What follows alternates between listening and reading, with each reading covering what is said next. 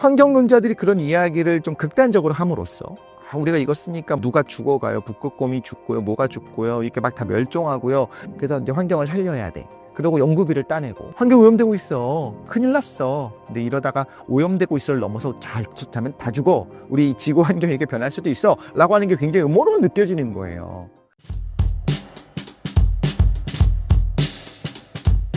안녕하세요, 이덕실입니다. 세상 모든 것에 호기심이 많고 또 공부하는 것도 좋아합니다.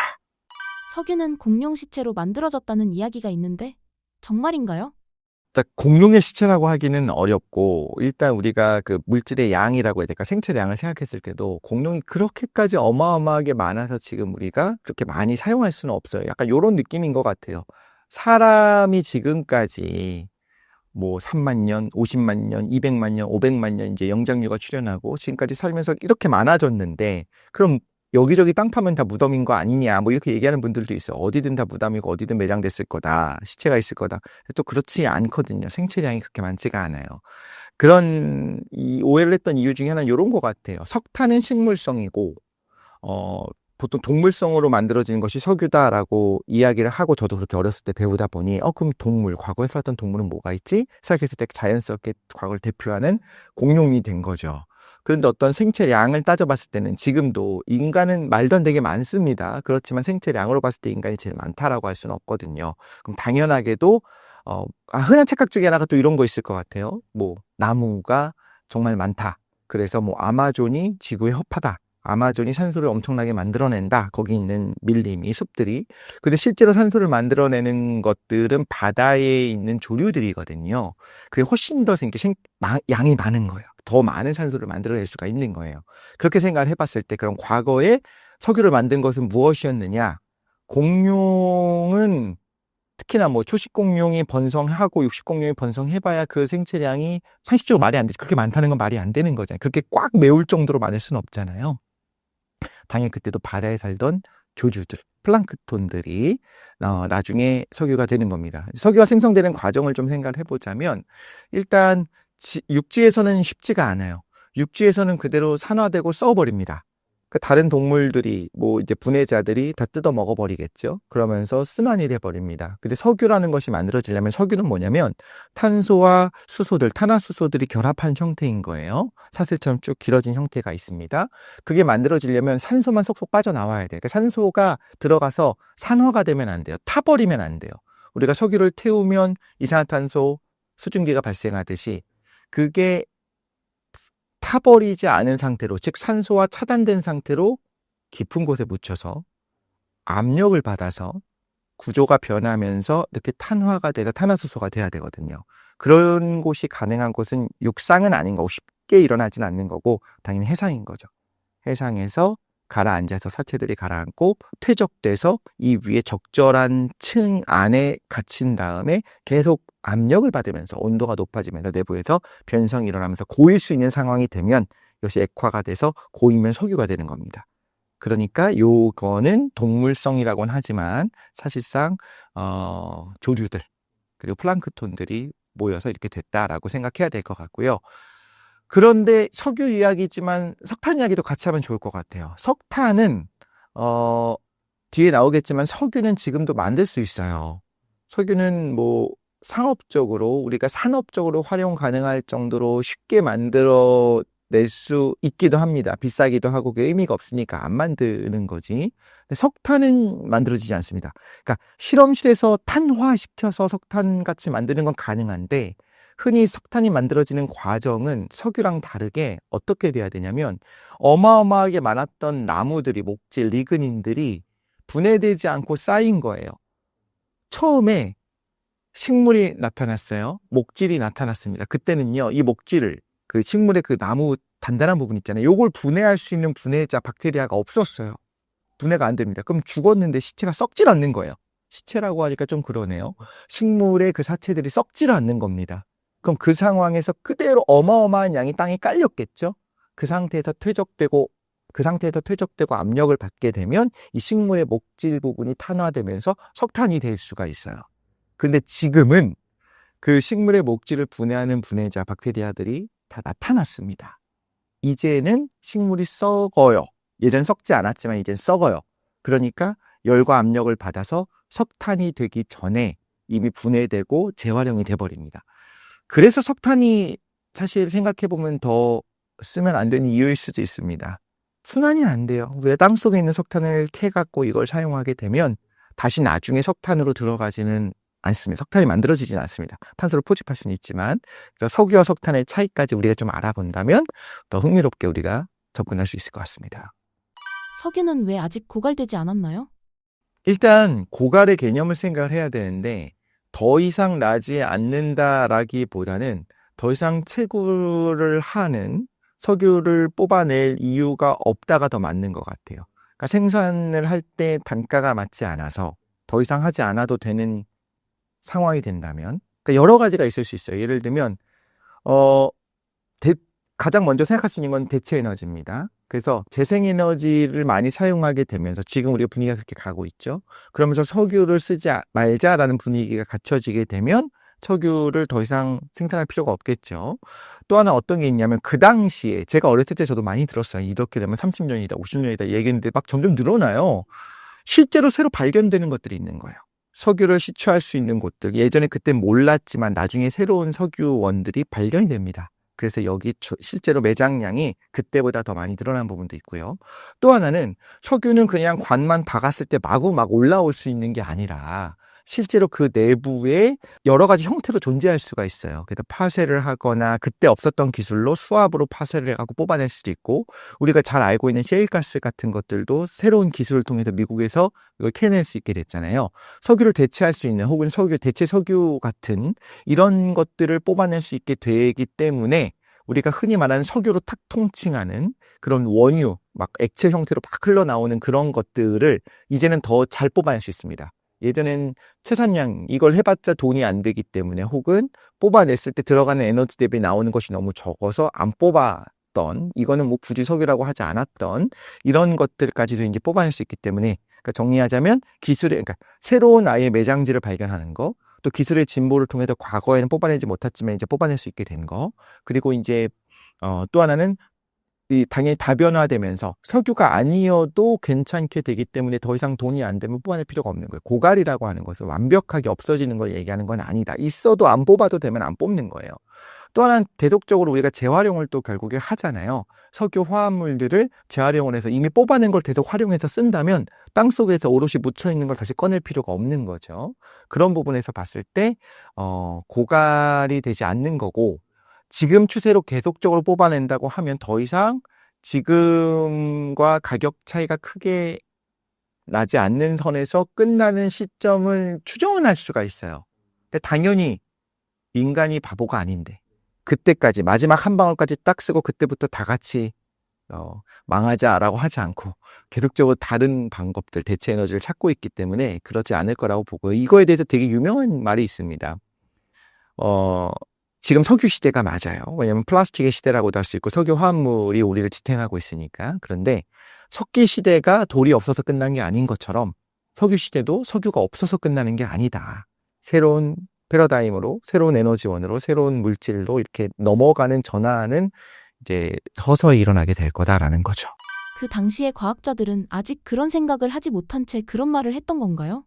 그런 말들을 하는 거 과학자들은 아니에요. 그럼요. 과학자들은 그러니까 이런 거죠. 우리나라 지금 이대로 가면 뭐 2000 몇 년이 되면 인구 소멸한다. 근데 실제로 소멸해서 0이 되지는 않겠죠. 그 전에 뭔가 바뀌겠죠. 항상 어떤 게 있냐면 지금의 추세로라고 하면, 지금 있는 양이 맥시멈이라고 한다면 이라는 전제가 사실 붙어 있는 거예요. 그리고 그런 기사화하고 교육 자료로 사용되고 있는 건 그만큼 아껴 쓰라고 하는 의도로 들어가는 거죠. 조작이라는 것이 아니라 지금 쓰는 것처럼 팡팡 쓰면 그렇게 될 것이다 라는 걸 의미하는 거고, 당연히 그 당시에 뭐 지질학자들도 계속적으로 석유 수출을 하려고 새로운 곳을 찾아다니고 있고 새로 반결될 수 있는 걸 압니다. 근데 변하지 않는 사실 중에 하나는 뭐냐면 석유의 매장량이 한계는 있다라는 거예요. 완전히 한계, 마지막 한 방울까지 뽑아내기도 어렵고 그럴 수도 없지만, 그렇게 하지도 않겠지만, 그렇지만 어쨌든 매장량의 한계는 있어요. 이건 확실합니다. 그런데 지금 추세를 했을 때 뭐 예를 들면 언제 석유가 동이 나나요? 끝나나요? 라고 했을 때, 뭐, 3초, 2초, 1초, 땡! 오늘부터 끝! 이렇게까지 정하는 건 아니잖아요. 대충 지금 정도 우리가 알고 있는 매장량, 그리고 지금 사용되는 양, 근데 그때보다 사용이 그 이후에 훨씬 더 많이 됐어요. 근데 그보다 빠르게 훨씬 더 많은 부분이 발견되고 가공할 수 있게 되면서 우리 늘어났던 거죠. 과학자들은 이미, 딱 30년 지난 다음에 끝날 거라고 생각하지는 않았죠. 지금까지 상황 그렇다. 지금까지 봤을 땐 그렇다라는 거죠. 그냥 정치적인 구호에 가깝다고 보면 될까요? 그럴 수도 있고, 네, 너무 많이 이렇게 쓰는 건 문제가 되니 새로운 에너지원을 개발해야 된다라는 그런 캠페인도 같이 있었을 것이고, 어쨌든 간에 그 당시까지 알려진 건 그만큼이었던 것도 사실이니, 앞으로도 지금까지 우리가 발견될 것보다 100배 더 많이 발견할 거니까 마음대로 쓰세요라고 얘기할 수는 없잖아요.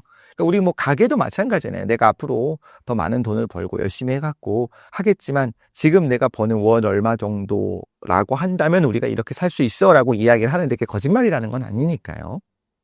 석유로 인한 환경오염에 관한 이야기는 어떻게 보시나요? 요거는 확실하게 말하자면 완벽하게 받아들이면 돼요.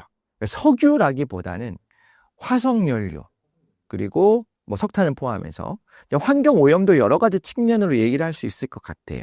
과거에는 석탄의 경우에는 황이 좀 많이 들어가 있었어요, 그 안에. 그래서 토랑 시설을 갖추지 않으면 석탄을 막 그냥 떼는 경우도 없고, 그렇게 했을 때 바깥으로 나오면서 흔히 말하는 뭐 예전에 아황산가스, 이산화황, 삼산화황, 황산비가 내린다 막 이런 얘기를 했었잖아요. 이러면서 굉장히 이제 황화물이 대기를 오염시켰어요. 그런데 이산화탄소나 H2O, 수증기가 대기를 오염시킨다고 얘기하지는 않았어요. 이산화탄소는 원래 있는 거고 이게 대기의 오염물질이라고 하진 않았다는 거예요. 그때는 그냥 뭐 그런가 보다. 산업혁명 이후에 석유는 좀 나중에 쓰였고 석탄은 굉장히 많이 쓰였단 말이에요. 에너지원으로. 지금도 석탄 발전 많이 합니다. 석유 비싸서 석유 발전보다는 천연가스 발전하거나 석탄 발전하는 건데, 이런 석탄을 사용하게 된 때는 오염되는 게 맞아요. 근데 석유는 정제를 하잖아요. 굉장히 고순도로 정제를 한다고 하면 오염물질을 정말 많이 뺄 수 있어요. 그럼에도 불구하고 물론 오염물질이 있죠. 예전에 유연 휘발유 같은 거 썼을 때 그 안에 납도 막 집어넣었단 말이에요. 노킹 방지한다고. 그런데 이런 오염의 개념으로서가 아니라, 이제 오염은 좀 2차적으로 부차적으로 두고, 오염의 개념이 아니라, 오염도 가능하겠다. 그 석유의 경우에는 또 근데 높은 온도에서, 예를 들면 내연기관 안에서 질소화물이 만들어지거든요. 질소는 원래 산소랑 결합을 잘 안 해요. 스스로 안정하니까. 근데 그 내부에서 폭발이 일어나는 가운데, 내연기관 안에서는 어쨌든 석유를 떼는 가운데, 휘발유와 디젤을 떼는 가운데 그 안에서 질소화물들이 막 튀어나오기도 하고, 당연히 황도 여전히 있습니다. 그러니까 이런 것들이 계속적으로 있어서 오염되는 것도 있지만, 이거는 차치하고, 이건 논외로 하고, 기본적으로 그럼 이산화탄소가 발생하는 건 괜찮냐라는 거예요. 근데 아니, 인간이 활동하는데 이산화탄소가 나와봐야, 아니 인간의 생체량 처음에 말한 것처럼 그렇게 많지도 않은데 뭐 기후를 바뀔 정도는 불가능하다고 생각했어요, 처음에. 그래서 아니 인간 활동 때문에 그 말하자면 땅속에 잘 고이 묻어 있었던 탄소를 갖다가 막 우리가 뿜어내갖고 지구 온도가 올라가는 거 아니야? 라고 환경론자들이 이제 주장을 했을 때, 그게 음모론이었어요. 야, 말도 안 되는 얘기 하지 마라. 인간을 그렇게 과대평가하지 마라. 그렇게 해봐야 인간 활동에 의해서 올라갈 수는 없다.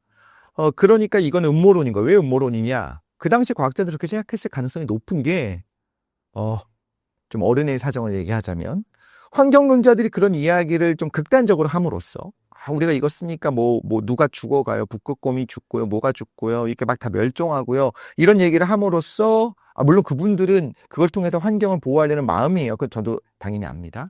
그런데 마이너한 거예요. 그래서, 너네들 돈 많이 버는 석유화 회사들 좀 돈 좀 더 내야 돼. 그래서 이제 환경을 살려야 돼. 그리고 연구비를 따내고, 연구 용역을 주고, 이 국가 재정으로 이제 연구를 따내기 위해서 좋은 것 중에 하나가 달콤한 말이 뭐냐면, 우리 인간 활동 때문에 환경 오염되고 있어. 큰일 났어. 근데 이러다가 오염되고 있어를 넘어서 잘못하면 다 죽어. 우리 지구 환경이 이렇게 변할 수도 있어. 라고 하는 게 굉장히 음모로 느껴지는 거예요. 풍요로운 사회 아니야. 미니멀리즘으로 가야 되고, 또 옛날처럼 살아야 되고, 또 우리 인간이 적이야. 막, 이렇게 타노스 이거 생각나지 않습니까? 딱 그런 느낌으로 음모론이라고도 생각하고 처음엔 그랬었는데, 근데 그 근거가 있어야 되잖아요. 인간 활동이란 근거가 있어야 되잖아요. 그래서, 이제 이 부분에 대해서 제대로 한번 연구를 하자라고 시작한 겁니다. 그래서 이제 기후변화에 대해서 제대로 연구를 하자. 유엔 산하에서 시작을 하면서 요 부분에 대해서 같이 이제 우리가 흔히 말하는 COP, COP라고 하는 것들은 당사국 총회예요. 우리가 생각한 것보다 훨씬 일찍부터 모이기 시작했어요. 많은 나라들이 와서 매년 COP, COP을 엽니다. 그리고 우리가 이슈가 됐었던 우리나라에서도 한번 있었었고 계속적으로 지금 이제 우리나라에서 이슈가 됐었던 지금 COP 총회는 계속 열리고 있습니다. 그러면서 보고서를 내기 시작해요. 어떤 보고서냐? 용역을 주는 거예요. 이게 진짜 인간 활동 때문인지 아니면 뭐 예를 들면 지구의 세차 운동도 있을 것이고 지구 궤도가 변하는 것도 있을 것이고 원래 지금이 뭐 소빙하기의 마지막이라고 하니까 온도가 더 원래 올라갈 수 있는 거잖아요. 인간 활동과 상관없이. 인간 활동 때문이 맞는지 한번 확인해 보자 해서 메타 분석을 하려고 과학자 집단에게 이제 용역을 준 거예요. 그래서 이걸 보고 지금까지 나왔던 논문들을 쫙 보면서 기후에 관한 것들을 보면서 인간 활동 때문이냐 아니면 인간 활동이랑 상관없이 지구의 어떤 기온은 원래 오르락내리락 하기는 마련이니까 그런 거냐를 보고서를 쓰게 했어요. 그래서 그게 IPCC 보고서입니다. 1차 보고서, 2차 보고서, 3차 보고서, 4차 보고서 이런 것들이 계속 나오는데 보고서 내용을 봤더니 첫 번째 보고서가 인간 활동일 것 같은 느낌이 있어요. 아니다라고 얘기하기는 어려워. 그래서 우리가 그 유명한 교토의 정서가 처음에 이제 시작이 된 거고요. 그래서 우리가 인간 활동 때문일 수 있으니까 좀 추이를 지켜보면서 그래도 좀 조심해야 되지 않겠니? 라고 하다가 우리 그 유명한 파리협약으로 이제 이어지는 겁니다. 그 COP 총회가 계속, COP 총회가 계속, 당사국 총회가 계속 있어요. 그래서 매년 모여서 그때까지 우리가 중요하게 여기지는 않았어요. 교과서적으로만 배웠죠. 환경오염 위험하니까 교토정서가 있었다. 그러면서 이제 파리협약까지 간 겁니다. 파리협약에선쯤 됐을 때는 이제 계속 IPCC 보고서, 그 과학자 집단이 보고서 1차, 2차, 3차 계속 낸다고 했잖아요. 보고서 내용이 이렇게 바뀝니다. 인간 때문일 수 있다. 아니라고 배제할 수 없다. 그러다 인간 때문일 가능성이 높다. 그러다가 지금 최근의 보고서는요. 인간 때문인 것이 거의 확실한 거예요. 확실하다.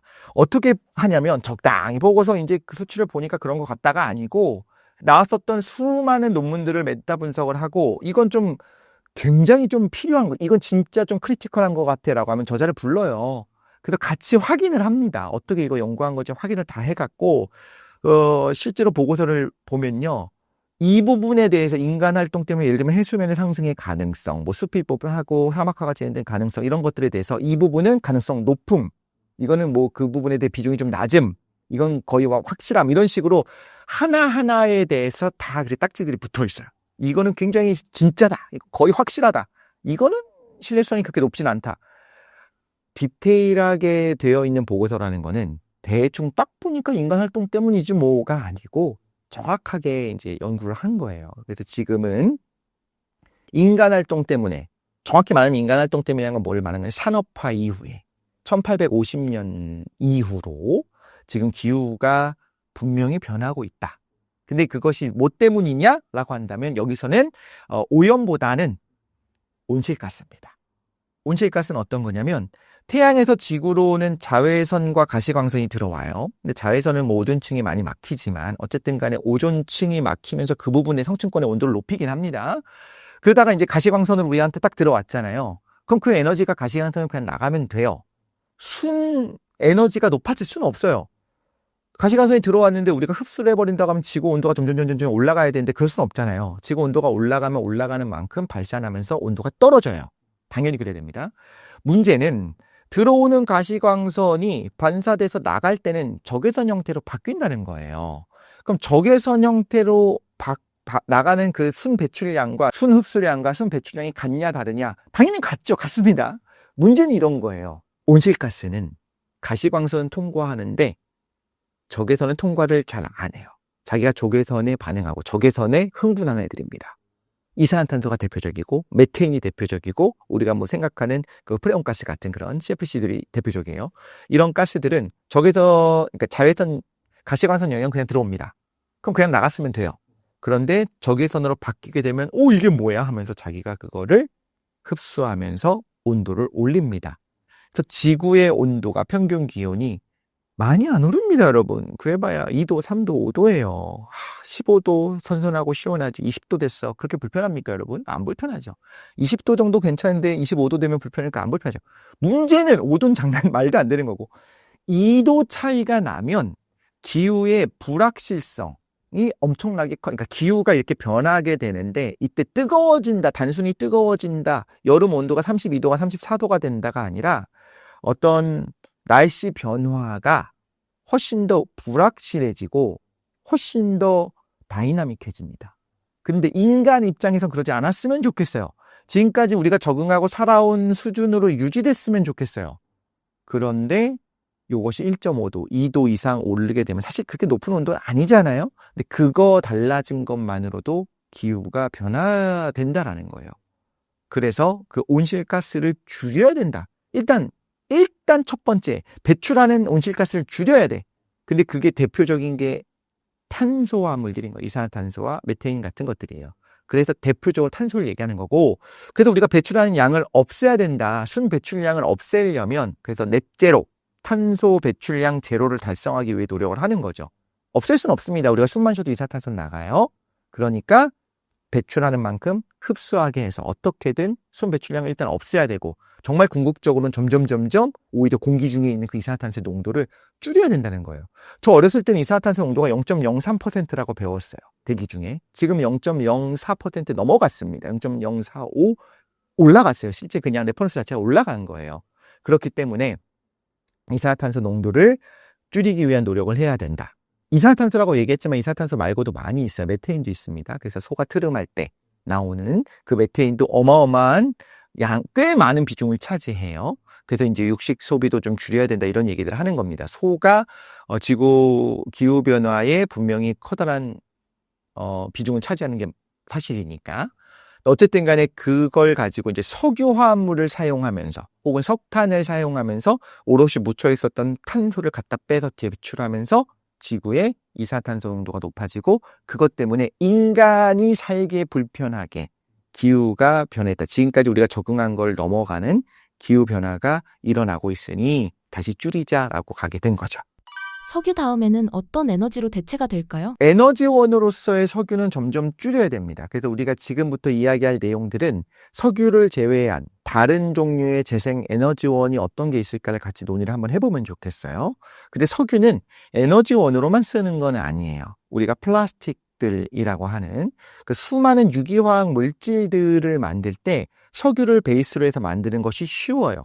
인류의 기술로는 어마어마한 어떤 기술을 사용해서 얼마든지 새로 합성하는 게 가능은 한데 그 효율이 너무 떨어지는 거예요.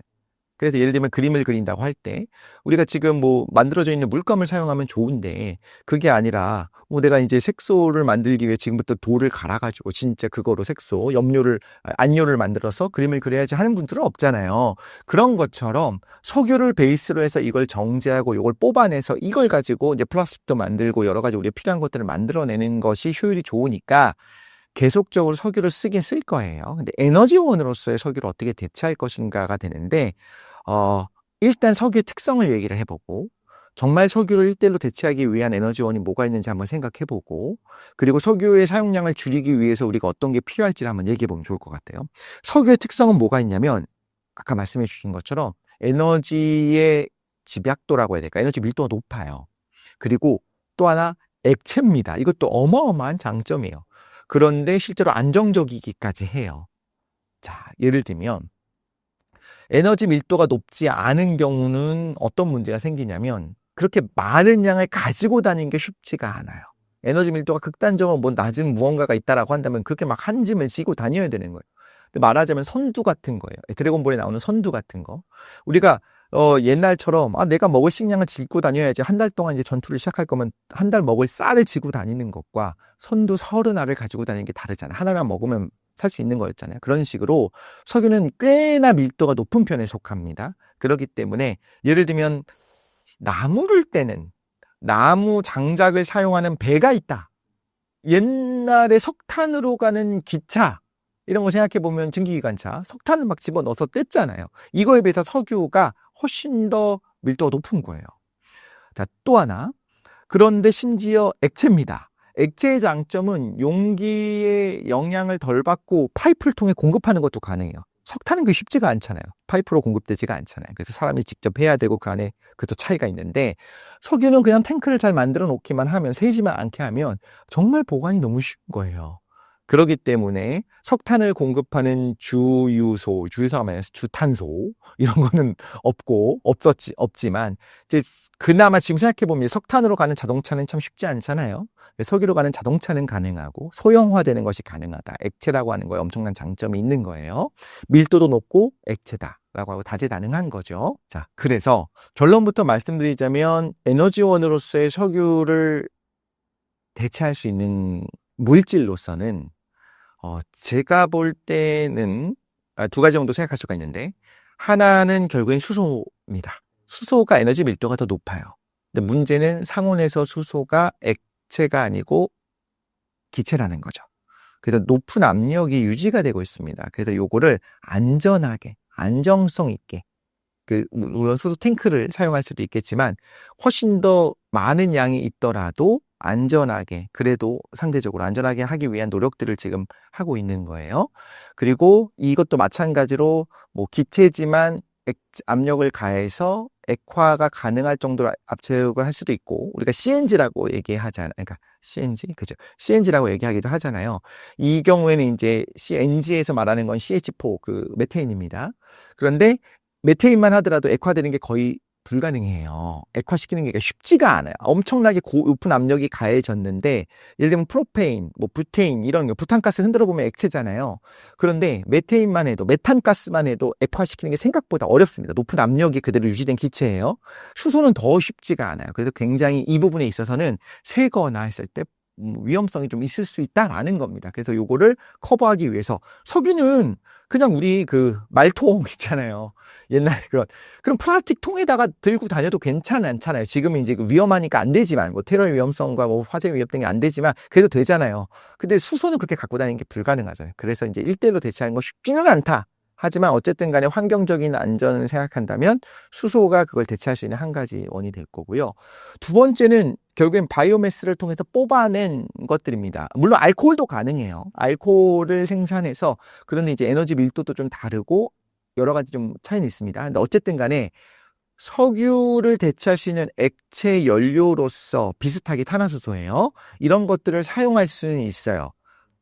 그럼 이런 비판은 나올 수 있죠. 아니, 석유랑 뭐가 다르냐? 석유가 타도 석유가 산화해도 CO2 나오고 H2 나오는 것처럼 알코올도 마찬가지 아니냐? 바이오매스라고 하는 건 어떻게 하는 거냐면, 딱 생산량을 조절을 해 놓은 거예요.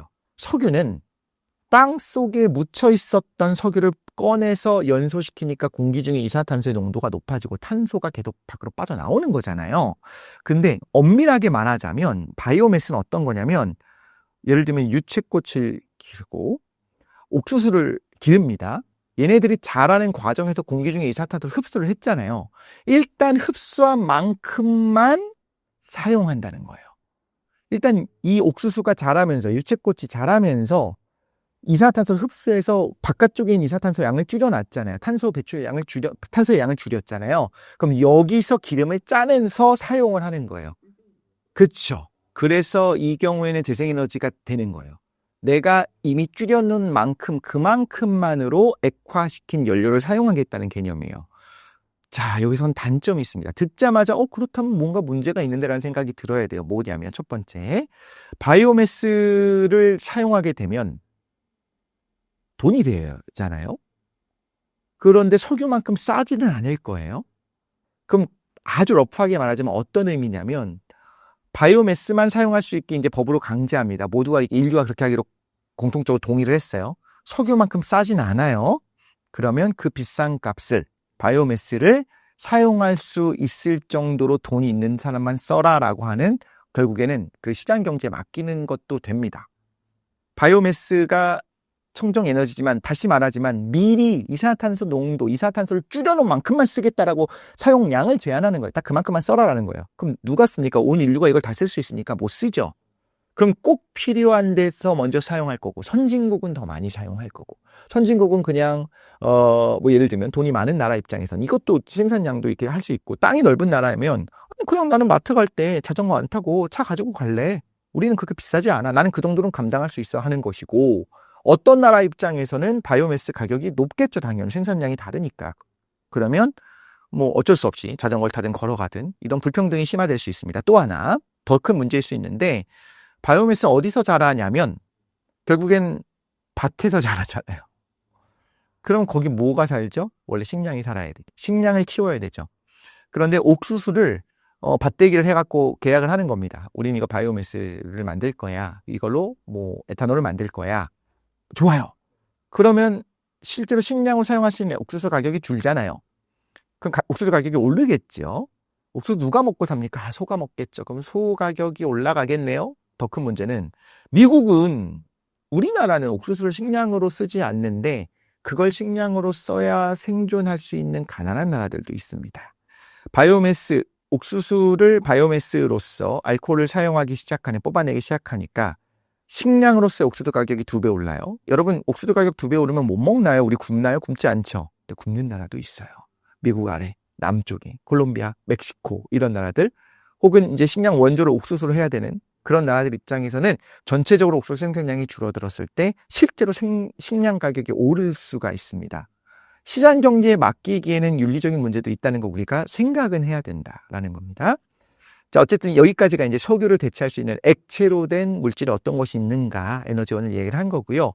자, 대체 에너지로 가볼게요. 일단 태양광, 그리고 풍력 생산량은요, 정말 효율이 높아졌을 때 꽤 많이 대체가 가능한 거의 틀림없는 사실이에요.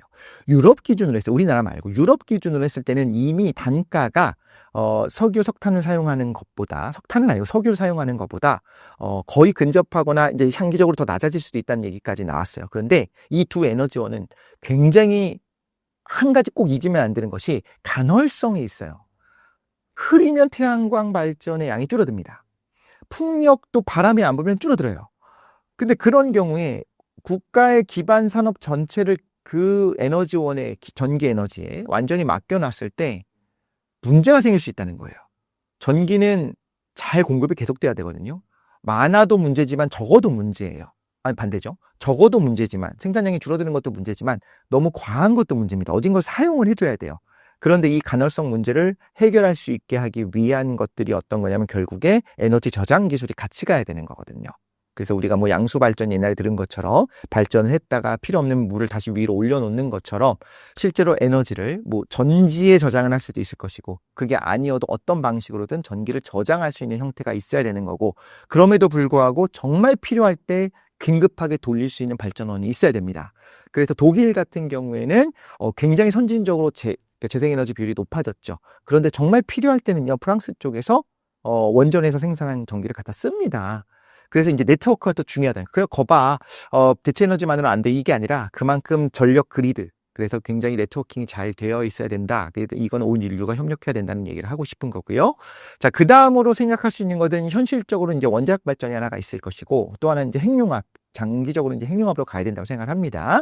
핵융합은, 뭐, 우리 제 살아생전에 어느 정도 상업 발전이 시작할 수 있겠지만, 그렇다고 해서 무한한 에너지를 팡팡 써서 막 그렇게 쓸 수 있는 발전은 아니에요. 그렇게까지는 아닌 것 같아요. 생산량이 지금보다 높아지고 경제적으로 코스도 많이 다운이 돼서 이 정도면 쓸 수 있겠다, 인류가 사용할 수 있겠다가 시작되는 거지, 그렇다고 막 어마어마한 전기를 팡팡 쓰고 낭비할 수 있는 건 아닙니다. 원자력 발전을 좀 미리 얘기를 하자면, 원자력 발전 전 전환 기술로서는 뭐 소신 발언입니다만 필요하다고 봐요. 어떤 의미냐? 저는 이제 돈이 없으니 절약하고 삽니다. 그런데 애가 다쳤어요. 다리가 부러졌습니다. 그럼 어떻게 해요? 카드로 막아야죠. 일단 병원 데리고 가서 수술하고, 이거 뭐 이게 깁스도 하고 뭔가 이거저거 하면서, 아니, 일단 카드값 막는 거는 다음 문제고, 일단은 이걸 먼저 해결해야 되잖아요. 전 똑같은 게 기후변화라고 생각해요. 원자력 발전이 완벽하게 안전한가라고 하는 거에서는 좀 고개를 갸웃하게 됩니다. 그리고 안전의 기준도 다 달라요. 원전 관련 산업을 하시는 분들 입장에서 안전이라고 하는 거는, 아니, 교통사고보다 훨씬 안전하고, 일어나는 것보다 우주 재난보다 안전하다, 그렇게 그 정도까지 리스크 관리가 가능하다, 이것도 맞을 수 있어요. 그런데 이제 기술로서가 아니라 전 사람에 대한 이제 신뢰의 문제가 있다, 실수의 문제도 있을 수 있고, 이런 생각을 하는데, 원래 원전이라고 하는 어떤 여러 가지 다중 방호 시스템이 있고 안전을 검증할 수 있는 시스템들이 있습니다. 이거에 의하면 이런 커다란 원전 사고가 일어날 가능성이 굉장히 낮아야 돼요. 뭐 10만 년에 한 번 일어나야 되는데 지금 원전이 제대로 굴러가기 시작한 지 뭐 100년도 안 됐는데 벌써 2번이나 큰 사고가 일어났잖아요. 이유는 다 있어요. 잘 살펴보면 다 이유는 있습니다. 이게 뭐 정상적인 상황에서 일어난 건 아니었어요. 그런데 이런 일들이 앞으로도 100% 일어나지 않는다고 할 수 있냐? 그렇진 않아요. 그렇지만 전환 기술로서 인류가 일단 이 기후 위기를 해결할 때까지 향후 뭐 200년, 300년까지는 원자력 발전을 이용해서 어 석탄 좀 줄이고 천연가스 좀 줄이고 그래서 탄소 배출량을 줄이는 것에는 완전히 그렇게 해야 된다라고 생각을 합니다. 일단 줄이는 게 중요해요. 지금 기후위기가 너무 심각하니까. 그 다음에 폐기물 문제. 뭐 폐기물은 지금 계속 연구하고 있습니다. 지금도 어느 정도는 이제 폐기물 처리라는 방법에 대해서 안들이 나오고 있는데 영구적으로 우리 팡팡 써도 된다 이게 아니라 그때까지는 한 200년, 300년까지는 잘 보관할 수 있어요. 그 다음에 문제는 그 다음 해결을 하면 되죠. 말도 안 되게 너무 뒤에다가 내가 카드깡하고 막 돌려막기 하는 게 아니라 긴급한 문제를 해결하기 위해서 가장 효율적인 것 중에 하나는 뭐냐? 탄소 배출량이 굉장히 적은 것은 사실 원자력 발전이 맞다라는 거예요. 근데 여기에 얼마나 더 투자를 하는 것이 옳으냐에 대한 이야기는 하지 않겠어요. 그건 전 잘 모르겠어요. 그럼 여기에 얼마나 뭐 사장 산업이니까 이제 더 이상 안 해도 되느냐? 그것도 아니고 좀 여러 가지 생각을 복합적으로 할 필요가 있습니다. 그리고 뭐 소형 모듈형 발전의 장점들도 분명히 있거든요. 어쨌든 간에 일반적으로 우리가 흔히 말하는 재생에너지라고 하는 거는 간헐성을 우리가 극복할 필요는 있다. 석유로 완전하게 대체해야 하기는 쉽지 않다. 그래서 액체로 된 에너지원은 필요하다. 석유는 에너지원으로만 사용하는 것이 아니라 어떤 생산할 때 산업 전체에 사용되기 때문에 그것까지 없앨 수는 없다. 그리고 앞으로는 결과적으로는 원자력 발전은 알아서 핵융합으로 넘어갈 거예요. 근데 그때까지는 잘 관리하면서 큰 사고 나지 않게 조심하면서 우리가 다음 차세대 에너지로 가기 위한 전환으로서 지금 이 기후 위기를 극복하기 위한 방안으로서 원자력 발전 필요하다. 하지만 영구적으로 하자는 거는 아무도 그렇게 생각하지는 않아요. 네, 그렇기 때문에 우리가 이 부분도 좀 같이 정치 역학적인 거 포함해서 생각해 볼 필요는 있을 것 같습니다. 핵융합 점화가 성공했다는 얘기가 있는데요. 어떻게 보시나요? 네, 그거는, 다음 핵융합 편 한번 하면 좋겠지만, 간단하게 이제 설명을 드리자면, 핵융합 발전이 지금 크게 우리가 생각할 수 있는 건 두 가지가 있어요. 하나는 지속적으로 어떤 뭐, 흔히 말하는 토로이드, 흔히 말하는 그런 그 토카막 안에 가둬서, 토카막이라고 하니까 무슨 막처럼 느껴지지만, 사실 이거 자체가, 토카막 전체가 이제 단어입니다. 이 안에다가 가둬놓고, 그러니까 핵융합의 문제는 뭐냐면, 태양 내부에서는 한 1500만 도 정도 되면, 안정적으로 수소 핵융합이 일어나요. 근데 거기는 그만큼 압력이 높아서예요. 그 양도 많아서예요. 그런데 지구에서 우리가 상업적으로 사용 가능할 정도로 지속되게 하기는 쉽지가 않아요. 왜냐하면 지구에서 이런 핵융합 발전이 일어나려면 1억 도 이상의 온도가 필요합니다. 그래서 1억 도 이상의 온도로 이 내부가 이제 압력이 그렇게 높진 않은데 이걸 가둬놓는 것이 쉽지가 않아요. 그래서 이제 자기장을 이용해서 가둬넣어서 이 안에서 이제 교란하면서 이렇게 움직이게 하고 우리가 계속 기사를 보면 150초 성공, 1억 도 이상 200초 성공, 300초 성공 이렇게 얘기를 하잖아요. 또 뭐 5분 성공, 10분 성공 이렇게 하면서 이 내부에 계속 가둬놓고 안정적으로 이게 유지되기를 원하는 거예요. 참고로 핵융합이 그래도 안전하다고 하는 이유는 뭐냐면 폭주가 없어요. 구조적으로 폭주가 쉽지가 않습니다. 팡하고 한번 폭발까지는 할 수 있겠지만 그래서 뭐 원자폭탄 터지는 것처럼 혹은 뭐 방사능 물질이 미친 듯이 뿜어져 나오는 것이 아니라 어떻게든 이 불씨를 꺼트리지 않으려고 점화 상태를 유지하려고 노력을 하고 있는데 그게 잘 안 돼서 계속 꺼지는 게 문제예요.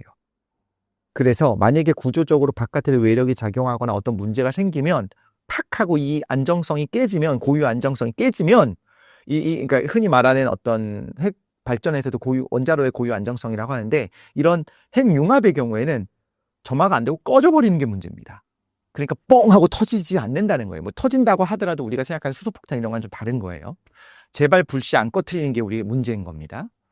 그런데 이런 방식이 있는데 이건 이제 지속 가능한 형태가 되겠죠. 근데 이런 생각을 한 거야. 그러지 말고 어떤 핵융합을 할 수 있는 물질들 좀 모아놓고서 관성을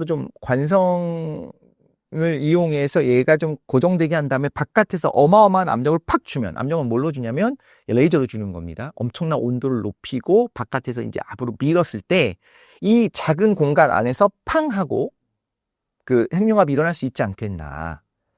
자, 이건 어떤 문제가 되냐면 이게 성공했다는 거고 점화가 됐다는 거고 여기서 들어간 그 레이저 빔의 에너지 대비 나온 에너지가 좀 더 컸다라는 거예요. 물론 이걸 유지하기 위한 전력과 여러 가지 장치는 다 빼고 차치하고도 어쨌든 이론적으로 가능은 하다라는 걸 얘기하는 건데 이건 어떤 문제가 있냐면 아까 말씀드린 토카막 같은 형태로 가둬놓는 형태에서는 바깥쪽에서 계속적으로 주입을 하게 되면 지속 가능하게 이게 유지가 돼요. 근데 지금 얘기를 들어봐도 일종의 콩알탄이에요. 콩알탄을 탁 하고 던졌을 때 팡 하고 터지면서 소리가 나는 것처럼 요런 에너지를 낼 수 있는 어떤 요런 연료들을 장치를 집어넣고 바깥쪽에서 팍 하고 에너지를 레이저를 가해서 탁 하고 뭔가 핵융합이 일어나면서 바깥으로 수확되는 에너지, 방출된 에너지가 들어간 에너지보다 커졌어요. 그럼 이걸 한 번, 두 번째 연료 집어넣고 팡, 세 번째 연료 집어넣고 팡, 이걸 계속 반복을 해야 되는 거예요. 그러니까 이제 요 느낌 자체가 지속 가능하게 석탄과 석유의 차이 같이 약간 생각하면 될까요? 그냥 계속적으로 공급이 되면서 활활활 타오르는 게 유지되는 거 우리가 꺼지지 않게만 지켜보는 그런 느낌이 아니라 물론 인류가 방법을 찾겠지만 이렇게 관성을 이용한 이런 점화의 경우에는 계속적으로 연료 덩어리 콩알탄들을 하나 넣고 태우고 그런데 들어간 에너지보다 많이 나왔네? 두 번째 콩알탄 넣고 태우고 세 번째 콩알탄 넣고 태우고 이걸 반복해야 되는 상황이기 때문에 지속 가능한 형태가 될 수 있을 것인가에 대해서는 아직까지는 그러니까 이게 궁극적으로 어떤 형태가 될 것인가 했을 때 이 형태가 궁극적이진 않을 수도 있겠다.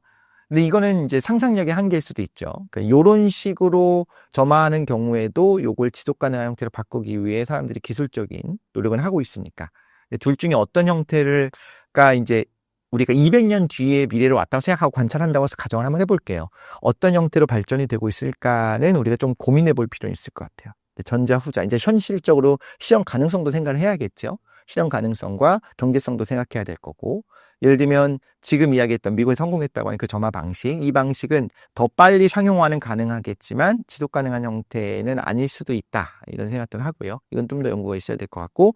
여기까지 이제 맛배기고 다음에 이제 핵융합의 원리부터 시작해서 그건 좀 다음에 한번 해보면 재밌을 것 같습니다. 과학이 발전하면 인류가 석유를 인위적으로 생성할 수도 있나요? 석유를 인공적으로 만드는 거는 사실 가능합니다. 추출하는 것도 가능하고 석유라고 하는 탄화수소 형태를 지금처럼 값싸게 그러니까 땅에 묻혀 있는 걸 뽑아내는 게 당연히 더 쉽죠. 근데 그게 아니어도 가능한 게 예전부터 했어요. 예를 들면 2차 대전 당시에 독일이 석유가 없었잖아요. 그래서 이제 그 독소 전쟁 일으키고 석유를 확보하려고 유전 확보하려고 아래쪽으로 넘어가면서 이제 여러 가지 꼬인 게 있었지 않습니까? 뭐냐면 석유가 모자른 환경이었던 단지 나치 독일입니다. 독일의 과학자들이 뭘 했냐면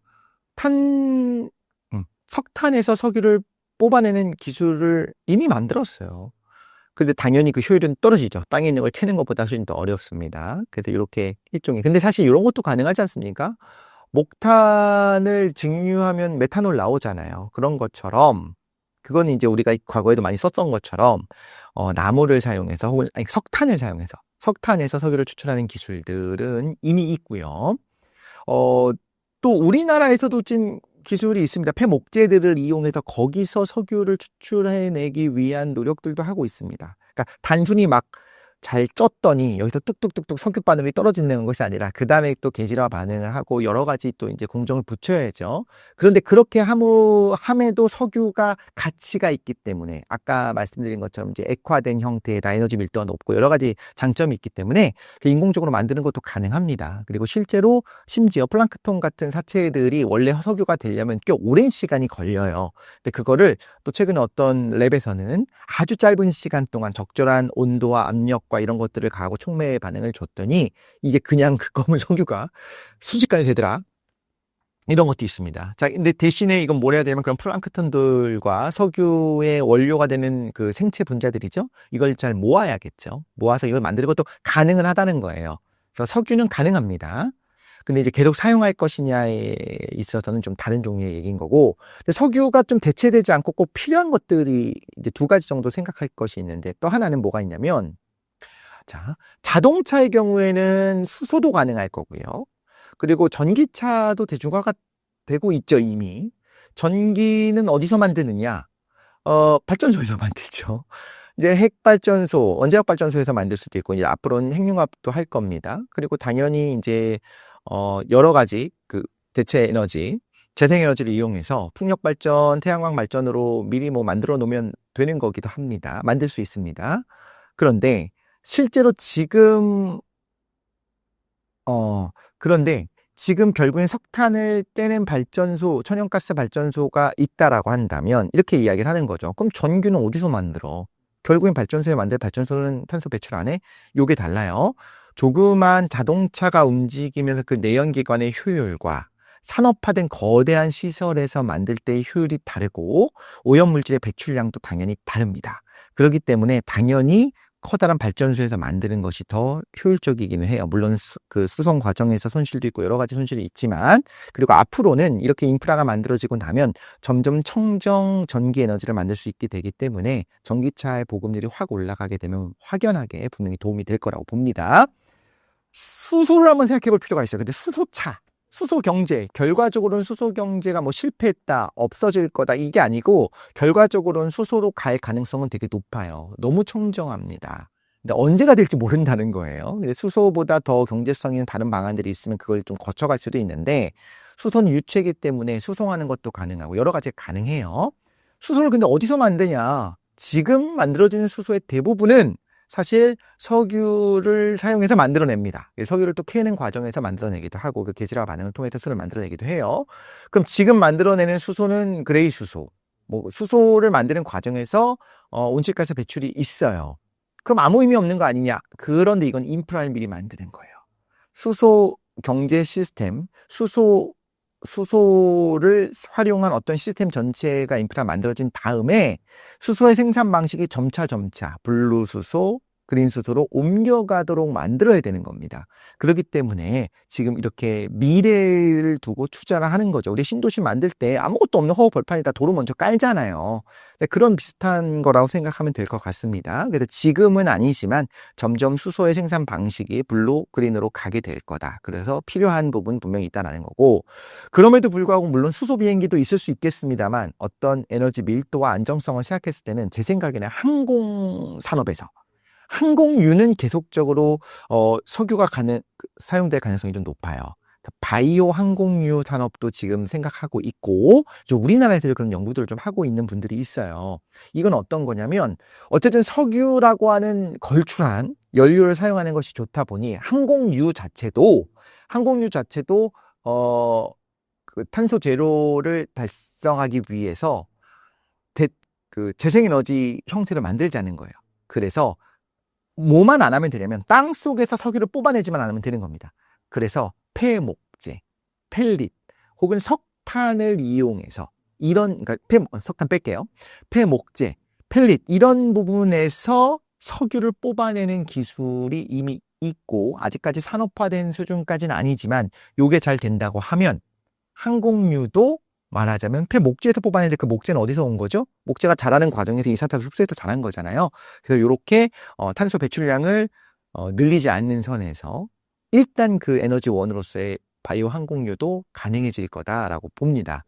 근데 이것도 이제 포인트는 요거예요. 왜 딴 거 대체하지 않지? 대체할 수 있을 수도 있지만 그만큼 날개 안에 구조물에다가 석유를 그냥 팡팡팡 집어넣어도 될 정도로 안정성도 높고 굉장히 여러 가지로 효율이 높은 굉장히 좋은 연료예요.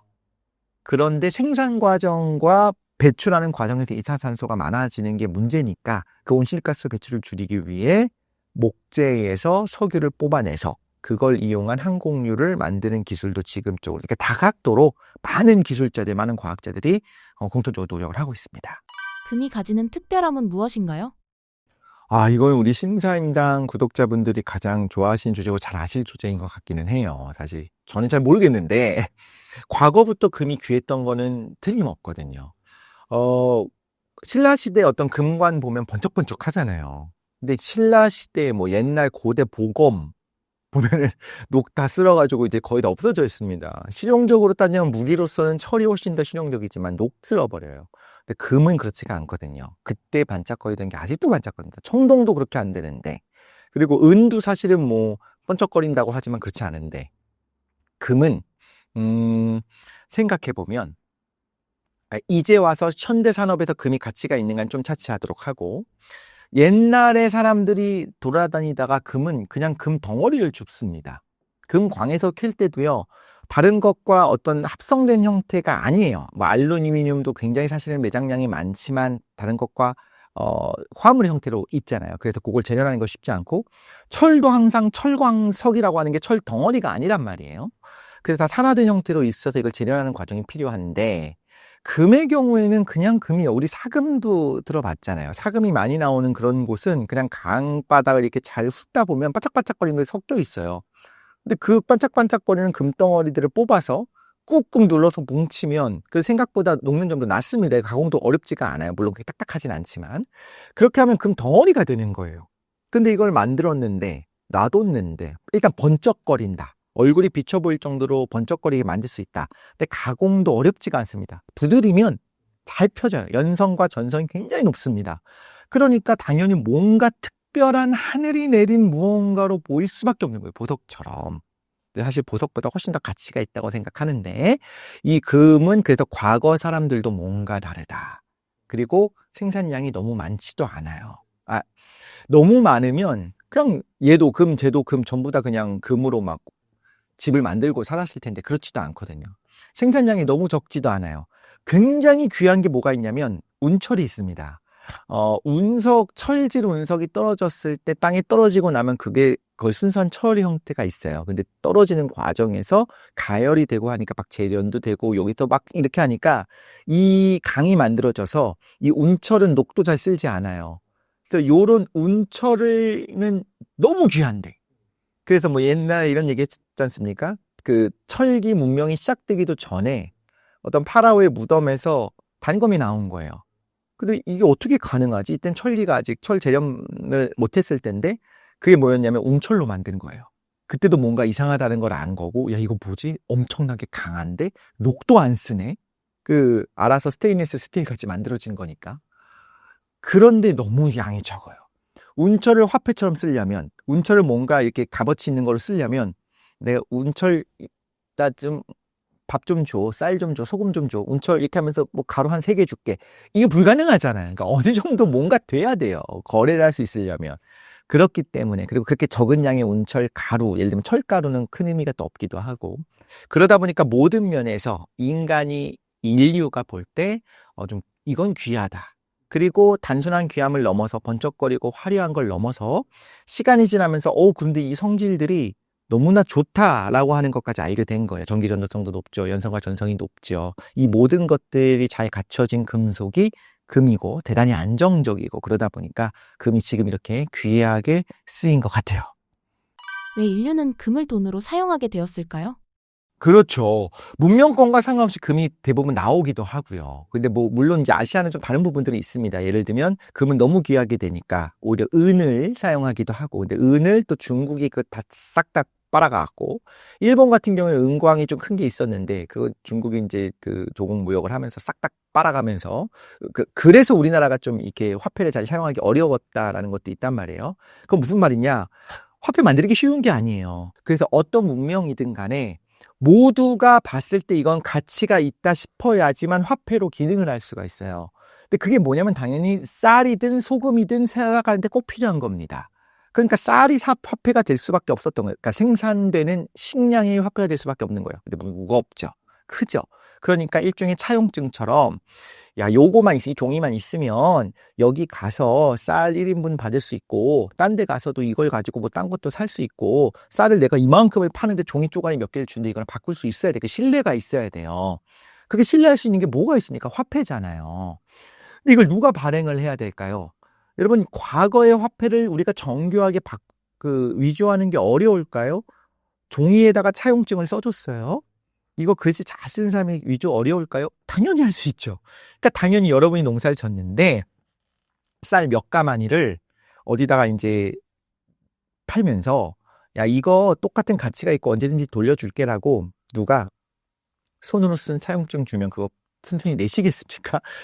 잘 안 내죠. 그렇다면 여기저기서 통용될 수 있는, 누가 봐도 귀하고 언제든지 이거는 뭐 생필품으로 바꿀 수 있는 가치가 있는 걸로 추정되는 무언가가 필요한 거예요. 그게 뭐냐라고 하면 과거부터 우리는 지금까지 금은 그런 역할을 할 수 있었다라는 걸 알고 있었던 거죠. 물론 금도 시세가 바뀝니다만 적어도 어떤 국가에서 만들었다고 주장한 동전보다도 금은 확실한 거예요. 근데 금이 그렇게 많지가 않으니까 금화는 만들기가 쉽지가 않아요. 그러면 예를 들면 국가에서 이런 얘기를 합니다. 내가 이 뭐 구리로 만든, 구리도 귀해요. 굉장히 귀합니다. 근데 구리를 가지고 어떤 그 동전을 만들어. 그럼 보통 이 안에 있는 구리의 함량이 중요하거든요. 몇 그램짜리인지가 중요하거든요. 왜냐면 사람들은 이렇게 생각하는 거예요. 이 안에 구리의 시세가 예를 들면 10,000원인데 내가 이렇게 가공을 해서 우리 국가에서 만들어줄게. 이건 10만 원으로 통용될 거야 라고 하면 사람들이 10만 원으로 그걸 사용하느냐? 안 합니다. 못 믿는 거예요. 이 구리를 녹여가지고 팔면 10만 원 가치밖에 없는데 이게 100만 원짜리라고 하면 누가 이걸 100만 원이라고 진짜 믿겠어요. 그럼 국가에 대한 신뢰가 어마어마해야 되고 만약에 된다고 하면 과거의 기술 생각해 보세요. 10만 원어치 구리를 사갖고 내가 잘 가공해갖고 비슷한 모양을 만들지 않겠습니까? 지금도 그래요. 지금도 화폐 만드는 거 되게 어렵습니다. 우리나라 화폐 굉장히 잘 만드는 나라 중에 하나인데 북한 같은 경우에는 국가 차원에서 슈퍼노트라고 해서 미국의 그 달러, 100달러짜리 지폐를 만들고 싶어 해요. 국가의 모든 노력을 기울여서 위조 지폐를 만들 수만 있으면 얼마나 좋습니까? 못 만들어요. 근데 그걸 못 만들어요. 한 국가에, 그러니까 만들지만 결국엔 잡힐 수가 있어요. 물론 그건 단순히 그냥 카피하는 것뿐만 아니라 그것이 통용되는 과정에서 대량의 화폐가 하게 되면 그 추적하고 FBI도 추적하고 다 추적하니까 그런 부분도 있겠습니다만 기본적으로 한 국가의 기술을 사용해서 어마어마하게 노력을 해서 그런 위조 지폐를 만들려고 노력해도 원본과 똑같아서 도저히 구분할 수 없게 만드는 거는 어려워요. 쉽지가 않아요. 그럼 과거를 생각해보면 고려시대, 조선시대, 뭐 혹은 뭐 로마시대 때 생각을 해보면 금은 요만큼 들어있는데 이렇게 금화 모양으로 만든 다음에 혹은 구리를 이만큼 넣고서 구리화 모양으로 만든 다음에 이 동전에는 10배의 가치가 있다라고 하면 사람들이 안 믿죠. 다 그거로 그 모양을 만들어서 위조 지폐 만들어서 위조 화폐 만들어서 쓰겠죠. 그래서 그런 건 불가능합니다. 어떤 또 문제가 있냐면 근데 1대1로 이제 대응하게 예를 들면 구리 금 50g짜리로 만든 금 50g짜리 이제 동전이 있어요. 모양이 딱 있고 이거는 무조건 50g인 게 보증이 됐다라고 할게요. 여러분이 그걸 받았습니다. 어떻게 하고 싶어요? 이건 그 금이 50g이 있기 때문에 이거 50g짜리예요. 근데 볼 때마다 우리가 저울에다 50g이 맞는지 확인하지 않거든요. 그럼 어떻게 할까요? 당연히 끝을 조금씩 깎겠죠. 깎아 쓰는 겁니다. 왜냐면 여러분 얼른 봤을 때 요만한 동전이랑 금덩어리가 실제로 요만한 건 좀 양이 적으니까 좀 더 적어 라고 알아내기 쉽지 않거든요. 눈으로 보고서는. 끝을 깎아내기 시작하는 거예요. 이렇게 깎아낸 나쁜 돈, 나쁜 화폐, 악화가 있겠죠. 원래 모양 그대로의 좋은 돈, 양화가 있겠죠. 좋은 돈이니까. 그래서 악화가 양화를 구축한다라고 이야기를 하잖아요. 나쁜 돈으로 점점 바뀌는 겁니다. 좋은 돈을 누가 씁니까? 좋은 돈 잘 깎아가지고 작게 만들어서 테두리를 조금 깎아가지고 그래서 요거 막으려고 끝에다가 세공을 해서 요즘 10원짜리는 없는데 500원짜리 보면 옆에 이렇게 그러니까 무늬들이 있잖아요. 그게 더 깎으면 깎은 거 티나게 만들어 놓는 겁니다. 자, 이 모든 일련의 이야기들은 뭘 이야기하고 있느냐? 정말 모두가 이건 값어치가 있고 동일하게 있고 이 값어치가 유지된다라고 하는 믿음이 있어야지만 화폐가 통용이 될 수 있다라는 거예요. 그런데 이게 불가능하다는 거죠. 심지어 우리나라 안에서 어떤 정부 안에서는 그게 가능할 수 있습니다. 근데 정부가 영원한가요? 과거 사람들 다 알고 있었어요. 정부는 언제든지 전복될 수 있고요. 화폐 개혁들을 할 수가 있습니다. 그런데 심지어 국가 간에 외교에 있어서 무역에 있어서는 뭘 가지고 합니까? 이 나라 돈을 가지고 지금 물론 달러를 가지고 합니다만 이런 기축통화가 됐습니다만 그 전에는 뭘 가지고 있을까? 당연히 금인 겁니다. 당연히 은인 거고요. 그래서 스페인에 상선이 가갖고 상선이라고 하면 해적 같은 놈들이 가갖고 저 신대륙 당시 신대륙이라고 하는 곳에서 그렇게 많은 은과 금을 갖고 오고 이거 자체가 어마어마한 가치가 있는 거예요. 국가 간의 무역에 있어서는 금이 중요합니다. 금이 그만큼 활용도가 너무 높기 때문이 아니라 금을 대체할 수 있는 무언가가 없어요.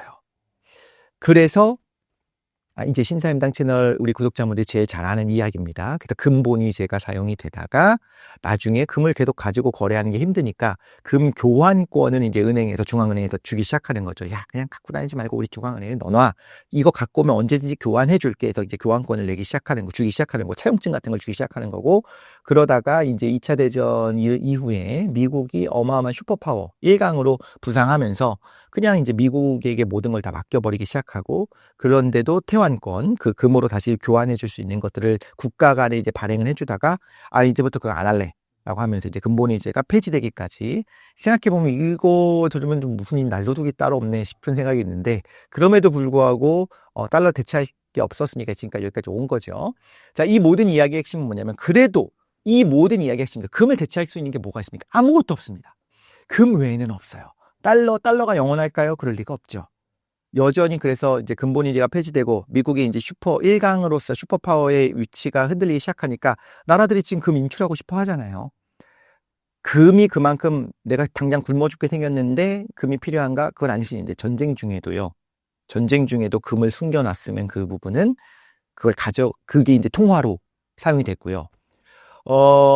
예를 들면 뭐 강제 수용소 같은 데 끌려가서 강제 노동을 하고 이런 상황에서도 죽습니다. 누군가가 이제 너무 가슴 아프게 이게 사망하게 됐을 때 시신을 그냥 묻어버리는 게 아니라 꼭 뭐 했냐면 입을 열고 금리가 뭐가 있는지 찾고 그 금리를 빼서 그건 수거를 합니다. 그만큼 금의 그 가치는 어떤 상황에서 사람들이 죽어나가는 아사의 상황에서도 금은 가치가 유지가 됐어요. 이 일이 끝나고 나면 언제든지 다시 아주 귀하게 쓰일 수 있다는 걸 알고 있었고 심지어 밀도도 높아요. 그러니까 적절하게 적은 양으로도 대체할 수가 있어요. 식량을 들고 다니는 것보다 훨씬 더 좋아요. 그러니까 금이 지금까지 이렇게 쓰이고 있다라고 보고 앞으로도 그렇게 될 수밖에 없다는 생각이 듭니다. 비트코인이 디지털 금이라고 하는데요.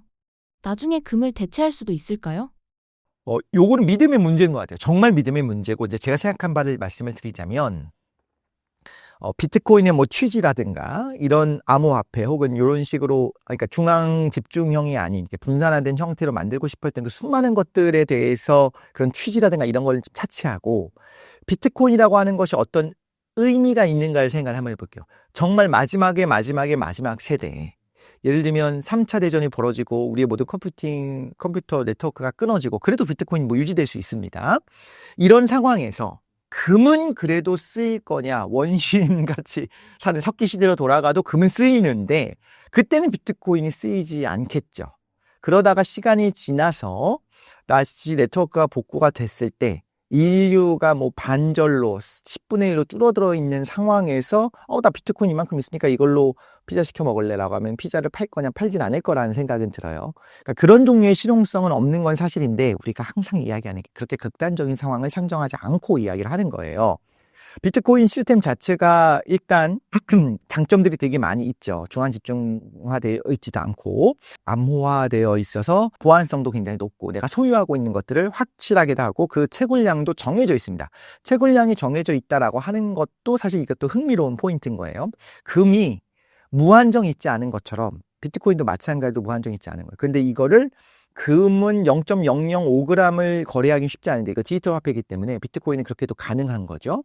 이런 장점이 있는데 이 비트코인이 실제로 화폐로 기능을 하려면 모두가 이걸 통해서 물건을 살 수 있고 황금성이 있고 나중에 이제 돈으로 바꿀 수 있고 내가 이걸 가지고 있는 것이 부의 상징이 될 수 있는 그러니까 물건을 살 수 있는 생필품을 살 수 있다라는 믿음이 있어야 돼요. 과거에는 그 믿음이 확실하진 않았던 것 같아요. 제가 생각했던 건 이런 겁니다. 어느 날 갑자기, 지금도 있죠. 비트코인 대체제들이 있죠. 이런 암호화폐가 나오는데, 어떤 국가가, 어떤 집단이, 난 이거 쓰겠어. 비트코인 안 하고 이걸 쓰겠어라고 하게 되면, 비트코인이 아닌 그 화폐에 많은 가치가 더 쏠릴 수가 있겠죠. 테슬라가 예전에 그런 식으로, 뭔가 어떤 다른 암호화폐도 쓰기 시작하면 그냥 끝나는 겁니다. 미 정부가, 트럼프가, 비트코인을 안 쓴다는 그런 게 아니라 말하자면 미국의 달러를 대체할 수 있는 디지털 코인을 만들겠다라고 해서 그걸 쓰기 시작한다면 이제 현실적으로 된다 안 된다를 떠나서 그러면 그 가상화폐, 암호화폐가 더 잘 쓰일 수도 있는 거예요. 그런데 과거엔 그렇게 생각을 했는데 거기다 이제 불평등의 문제가 있죠. 초반에 코인을 가지고 있었던 사람들은 지금 어마어마하게 그 가치가 늘었잖아요. 이걸 우리 인간 사회가 인류가 공정하다고 볼 것이냐. 그렇게 안 할 수 있거든요. 세상에 그건 공정한 게 어딨냐 이렇게 얘기할 수 있죠. 뭐 석유가 한 방울 안 나는 나라도 있는 거고 뭐 천혜의 자연이 있는 나라도 있는 건데 그렇긴 하지만 이제 그래도 이건 사람들의 생각인 거예요. 그런데 지금 이 시점에 와서는 많은 은행들이, 많은 기업들이, 많은 나라들이 코인이라고 하는 것 자체에 사람들의 믿음이 이미 있는 걸 알고 있는 상황에서 이걸 무시하지 않기 시작했어요. 많은 나라들이, 많은 기업들도 자신들이 또 이 불을 불려나가는 상황에서 코인 같은 이런 가상화폐들, 이런 암호화폐를 하나의 자산으로 보유하려고 하기 시작했어요. 그러면 요거는 제도권 안으로 들어오기 시작하는 거거든요. 일단 제도권 안으로 들어오면 아까 얘기한 것처럼 무슨 핵전쟁이 벌어지지 않는 이상 사실 쉽게 이게 돌아가진 않을 거라고는 봅니다. 굉장히 커다란 일들이 벌어지거나 뭐 SK 사태도 있었습니다만 무언가 해킹이 돼서 완전히 어마어마하게 뭔가 뚫리는 일들이 일어나서 앞으로는 요게 그렇게까지 안전하지 않구나. 역시나 인마이 포켓. 우리 집에다가 금을 녹여가지고 금 송아지를 금 두꺼비를 만들어서 갖다 놔야 하는 것이 제일 좋아라고 하는 상황이 되지 않는 한 어느 정도 이제 화폐로서의 기능은 가능할 거라고 보는데 그 정도는 다 사람마다 다른 거고요. 사실 그 정도까지 완전히 이제 비트코인의 안정성에 흔들리는 상황이 왔다고 하면 다른 모든 가치들이 다 떨어지거든요. 그럴 때 역시나 가치가 있는 건 금이겠네요. 그래서 이 부분은 아마 개인의 그러니까 여러분의 믿음 이것이 화폐로 기능할 수 있고 내 생필품을 내가 가지고 있는데 저 코인과 기꺼이 바꾸겠다라고 할 수 있을 정도의 상황이 유지된다고 하면 가능하다고 봅니다. 금도 고갈되나요? 너무 좋은 질문인데 그게 딱 요 포인트입니다. 금광이 지금도 있죠. 이제 새로 발견되는 금광도 있습니다. 근데 그렇다고 해서 지금까지 인류가 채굴해낸 왜냐면 아주 옛날부터 금은 귀한 걸 알고 있었기 때문에 옛날부터 금광의 후보지가 다 있고 그 부분에서 다 털었어요. 지금 금광이 폐금광이 됐다라고 하는 거는 채산성이 안 맞았어요. 금이 단 1g도 없어서가 아니라 거기 투여되는 비용 대비 나오는 금의 양이 적어서 그런 거예요. 그렇기 때문에 금이 완벽히 고갈돼서 오늘부터 끝이라기보다는 금값이 더 올라가면 예전엔 폐금광이었던 것이 다시 가동될 가능성도 있기는 합니다. 당연한 거죠. 그럼에도 불구하고 금의 생산량은 점점 줄어들긴 할 것이고 그래서 인류가 사용하는 금의 양은 늘고 있어요. 은행이 그냥 잘 저금하고 있잖아요. 이것도 있겠지만 실제로 전자기기에 있어서 금을 대체하기 어려운 탁월한 여러 가지 성질들이 있습니다. 일단 노간 쓰는 것만 해도 어마어마하잖아요. 전성과 연성이 너무너무 좋아서 진짜 방망 얇게 만들 수 있는 것도 대단한 겁니다. 그래서 사실 금이 전기전도도가 은처럼 높은 건 아닌데도 불구하고 여러분 가지고 있는 수많은 이어폰들 요즘 이어폰 잘 안 쓰긴 하는데 끝부분을 보면 거기 금으로 코팅이 돼 있잖아요. 그러니까 금 도금이 돼 있잖아요. 그렇게 함으로써 그걸 막는 뭐라고 하지?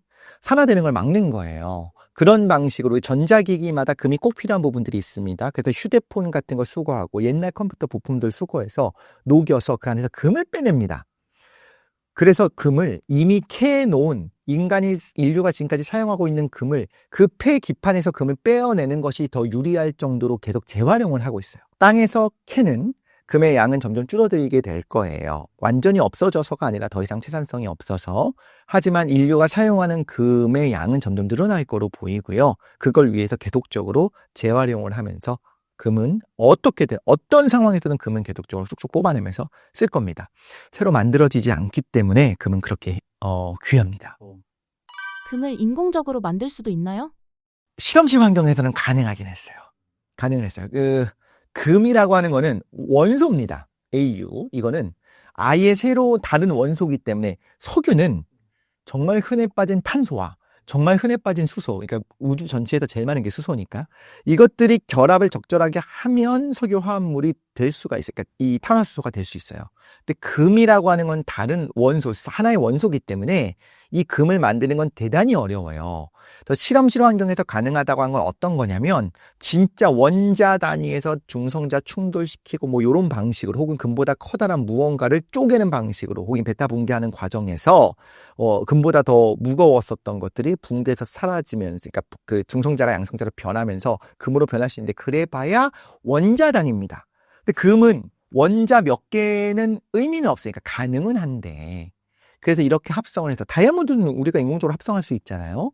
그 산업적으로는 그러니까 보석으로서는 아니더라도 산업적으로 사용하기 위한 다이아몬드는 충분히 만듭니다. 그런데 금을 그렇게 뭐 금반지를 만들어내기 위해 만약에 한다고 하면 미쳤다 생각하고 이제 한다고 하면 이걸 만들어내기 위해 필요한 돈이 금반지 하나를 맞추는 비용에 1000배 이상 들어간 10,000배 이상 들어갈 수도 있어요. 융합 방식으로 만들어야 되니까 말도 안 되는 거죠. 10,000배가 뭐야? 훨씬 더 높겠네요. 그렇기 때문에 사실상 우리가 사용하기 위해서 금을 만들어내는 건 불가능하다. 근데 얼마나 어렵냐면요. 금은 우주에서도 만들어지기가 쉽지 않을 정도로 원자량이 크고 원자 번호가 큰 금속이고 그래서 아직도 금이 왜 이렇게 많이 만들어졌지가 미스테리인 수준입니다. 금이 만들기 어려운 이유가 무엇인가요? 자, 금이 얼마나 만들어지기 어려운지, 그래서 아직까지도 왜 이렇게 많은지에 대해서 미스테리한 걸 설명하기 위해 다른 원소들이 어떤지를 알아야 되거든요. 아무리 금이 어렵다고 해도 다른 평범한 원소들은 어떻게 만들어지는지를 알면 금 같은 것들이 왜 이렇게 만들어지기 어려운지를 우리가 이해할 수 있잖아요. 그래서 하나만 보기보다는 다른 걸 같이 보려고 해요. 세상에 많은 원소들이 어떻게 만들어졌는가라고 한다면 일단은 양성자 하나로 가능한 수소에서 시작을 해야 될 것 같아요. 우주가 지금보다 작았던 시절 작고 그래서 굉장히 아주 작은 공간 안에 아주 고밀도로 있었던 그 빅뱅의 순간으로 돌아가면 그때 빅뱅이 탁 일어납니다. 공간이 확 팽창을 해요. 그때 어마어마한 에너지가 생겨나요. 그러면서 굉장히 뜨거웠죠. 그러면서 입자들이 막 튀어나옵니다. 에너지가 있다는 건 E는 mc 스퀘어, 우리가 알고 있는 그 아인슈타인의 방정식이 있지 않습니까? 그래서 에너지가 있다는 건 질량이 나온다는 거예요. 에너지가 질량으로 상호 변환이 가능하거든요. 그래서 만들어질 수 있는 가장 기본적인 입자들이 튀어나옵니다. 그것이 양성자가 될 것이고 그래서 이것이 수소 원자 핵이 되는 거예요. 그런데 너무 초기에 우주는 뜨거웠어요. 너무 뜨겁다 보니까 그리고 온도, 압력도 굉장히 높았죠. 이 수소 원자 핵들, 양성자 4개가 합쳐져서 수소로 변환이 일어나는 이런 핵융합 반응이 일어납니다. 근데 금방 식기는 해요. 금방 줄어들어요. 왜냐하면 우주가 빨리 팽창하니까 이렇게 핵융합 반응이 일어날 수 있는 조건이 유지가 안 되고 훅 하고 커져버리니까 핵융합이 끝나버리거든요. 그래서 수소가 모여서 헬륨이 만들어지는 그 짧은 시기가 있었어요. 그러고 나서 핵융합은 끝납니다. 자, 그러면 지금 제가 말씀드린 건 뭐냐면 세상의 모든 입자들은 어디서 왔는가? 그냥 원래 에너지는 질량이랑 같으니까 거기서 온 거다. 우주가 처음 만들어질 때 그 에너지가 입자로 바뀌면서 수소 원자 핵들, 이런 양성자가 온 거다 말씀을 드렸고, 처음엔 워낙 뜨거웠기 때문에 이 4개가 합쳐져서 헬륨이 되는 그런 초기의 핵융합 반응이 일어났다. 근데 그러다가 우주가 커져서 우주가 식으면서 핵융합은 멈췄다까지 말씀드린 거예요. 자, 그러고서 이제 한참 동안 우주 자체가 커지게 될 때 그냥 그대로 있습니다. 더 이상 핵융합이 일어날 수가 없어요. 그리고 우주는 빠르게 커지고 있는 상황이에요. 그리고 우주는 점점 온도가 내려갑니다. 우주가 커지면서 에너지가 분산되면서 온도가 내려가잖아요. 자, 그러다가 교란이 나타나기 시작해요. 완전히 균일하게 물질이 있는 것이 아니라 일부분은 살짝 물질의 밀도가 높고 구름 같은 건데 좀 진한 구름, 이 부분은 좀 연한 구름, 이렇게 에너지 밀도가 달라지기 시작해요. 이 질량의 밀도가 달라지기 시작하면 한 군데가 조금 많이 뭉쳐있던 부분을 중심으로 주변에 있는 다른 구름들이, 말하자면 다른 물질들이 서서히 뭉치기 시작하겠죠. 그러면서 별이 만들어지기 시작합니다. 항성이 만들어진다는 거예요. 자, 항성의 내부는 어떻게 되냐면 우리가 알고 있는 태양 같은 그런 별들입니다. 별들의 내부는 어떻게 되냐면 처음에는 온도가 그렇게 높지 않은, 그러니까 수소라고 할게요. 수소 구름이 있었어요. 근데 수소 구름이 점점 한 점으로 뭉치기 시작합니다. 스스로 뭉치는 거예요. 중력이 있기 때문에 점점 뭉치기 시작했어요. 그러면 당연히 이 운동 에너지를 잃고 가운데로 떨어지는 거잖아요. 저 멀리서 어떤 물질들이 모이는 겁니다. 그럼 우리가 높은 곳에서 낙하하는 것처럼 에너지가 뭉치게 돼요. 그러니까 에너지가 위치 에너지로 바뀌면서 에너지를 방출하게 됩니다. 뜨거워집니다. 뭉치게 되면 뜨거워지는 거예요. 그러다 보면 쭉 뭉치다가 어느 순간에 점화가 일어납니다. 즉 압력이 너무 높아지게 되고 내부의 온도가 높아지게 되니까 뭉쳤으니까 외부에서 눌러내는 힘은 세겠죠? 근데 내부에서는 온도가 높아지겠죠? 그래서 1000만 도가 넘어가게 되면 별 내부에서 수소 4개가 합쳐져서 헬륨이 되는 그런 반응이 일어나기 시작합니다. 자, 이게 수소 핵융합이고 지금 태양의 에너지가 이런 거예요. 왜 일어나냐? 이것도 흥미로운데 수소 원자 핵, 이 양성자 4개의 질량을 더했을 때 4라고 한번 해볼게요. 1인 거 4개를 더하니까 약 4입니다. 그런데 예를 들었을 때 헬륨이라고 하는 것은 그 4개로 이루어진 거예요. 정확히는 양성자 2개, 이제 중성자 2개가 있습니다만 그렇게 됐을 때 4보다 질량이 좀 작아요. 4개가 모였는데 귀신 얘기도 아니고 4명이 모였는데 어느 3명이 돼 있다. 이 정도까지 차이가 나는 건 아니지만 4개가 모였는데 4개를 합친 것보다 질량이 살짝 줄어들어 있습니다. 왜 그러냐? 그냥 그래요. 우린 그렇습니다. 정확하게라기보다는 이렇게 4개 수소보다 헬륨이 될 때 핵자 간의 결합 에너지가 더 커져서 결합이 더 많이 지면서 스스로 좀 더 안정하게 됩니다. 질량이 줄어들어요. 질량이 줄어든다는 건 어떤 거냐면 E는 mc제곱, 질량이 줄어들면 E가 나와야 됩니다. 질량과 에너지는 등가 같은 거예요. 질량이 여기서 줄었으면 에너지가 나옴으로써 이거를 보상을 해줘야 됩니다. 그래서 줄어든 질량만큼 에너지가 튀어나오면서 바깥쪽으로 밀게 됩니다. 자, 다시 구조를 볼게요. 수소 구름이 뭉치고 있습니다. 구름이 뭉치다가 안에가 점점 뜨거워지고 압력이 가해져요. 그때 너무 좁아 하면서 이 내부에 있는 수소들이 불편해하다가 너무너무 가까워지게 되면 이 4개가 모여서, 물론 이게 4개가 딱 한 번에 뭉칠 수도 있겠지만 다른 과정들을 거치기도 합니다. 어느 순간에 쑥 하고 4개가 아주 좁은 공간 안에 들어가 버려요. 그랬을 때 생각보다 안정적인데? 괜찮은데? 우리 넷이 붙어있는 거 괜찮은 것 같은데? 중성자 둘과 양성자 둘이. 그런데 질량이 좀 줄어들어요. 그때 에너지가 밖으로 팡 하고 튀어나옵니다. 내가 안정해지는 만큼 에너지는 밖으로 나와야 돼요. 자, 그 에너지로 뭉치고 있었던 이 구름을 다시 바깥으로 밀게 됩니다. 이제 복사 압력이 나타나는 거예요. 그래서 별들은 그 크기가 유지가 돼요. 제일 쉽게 예를 들자면 태양 같은 경우엔 내부에 수소폭탄이 계속 터지고 있다고 보면 돼요. 어마어마한 수소폭탄이 계속 팍 하고 터지고 있는 거예요. 그때 바깥으로 밀어내는 그 에너지, 복사 압력 때문에 계속 가운데로 뭉치지 않고 바깥에서 안으로 미는 그 힘과 안에서 바깥으로 밀어내는 힘이 균형을 이루고 있습니다. 시간이 지나면 어떻게 될 것이냐? 자, 별이 점점 성숙하는 과정에서 수소가 내부에 있는 게 다 타버리겠죠. 그러면서 아래쪽에 이제 헬륨이 쌓입니다. 헬륨은 아직 핵융합을 일으키지 못하거든요. 가운데 쌓이기 시작하면서 수소가 헬륨이 변하고 있는 그 핵융합 반응이 일어나고 있는 부분이 점점 바깥으로 밀려나요. 그러다 보면 충분한 온도와 압력이 유지가 안 됩니다. 영역이 넓어지잖아요. 그렇죠? 그래서 어느 순간 더 이상 핵융합이 일으키지 못하고 꺼져버려요. 자, 그럼 이제 어떻게 하죠? 바깥으로 밀어내던 복사압이 없어졌죠. 그러면 이 유지되던 별이 다시 쪼그라듭니다.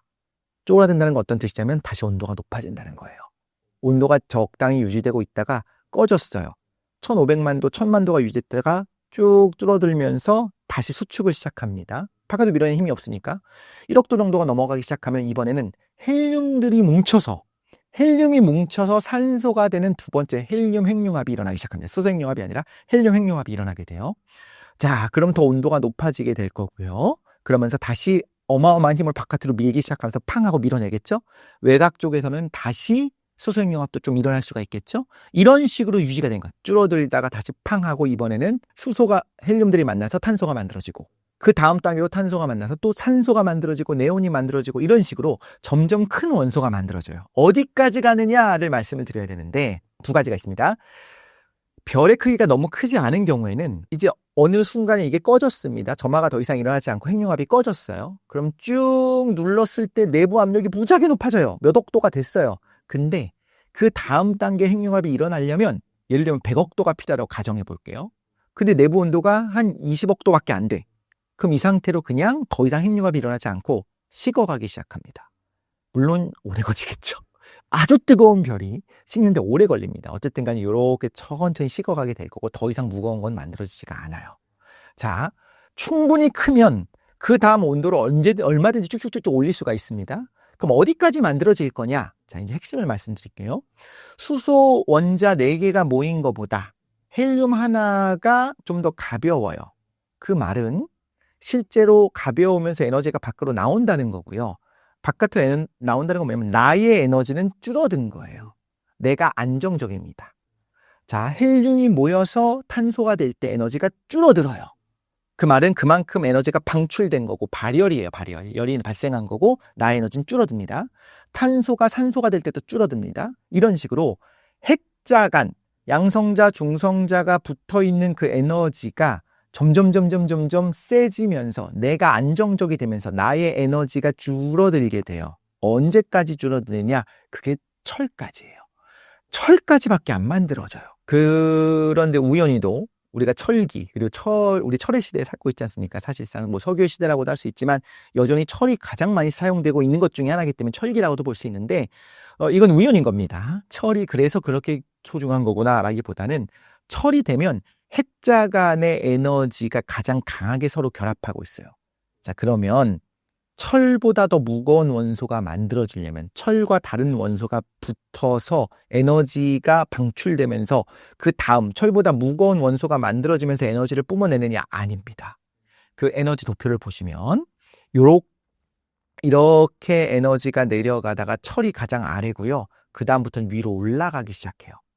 자, 그러면 철보다 무거운 것들은 어떻게 되고 싶어 하냐면요.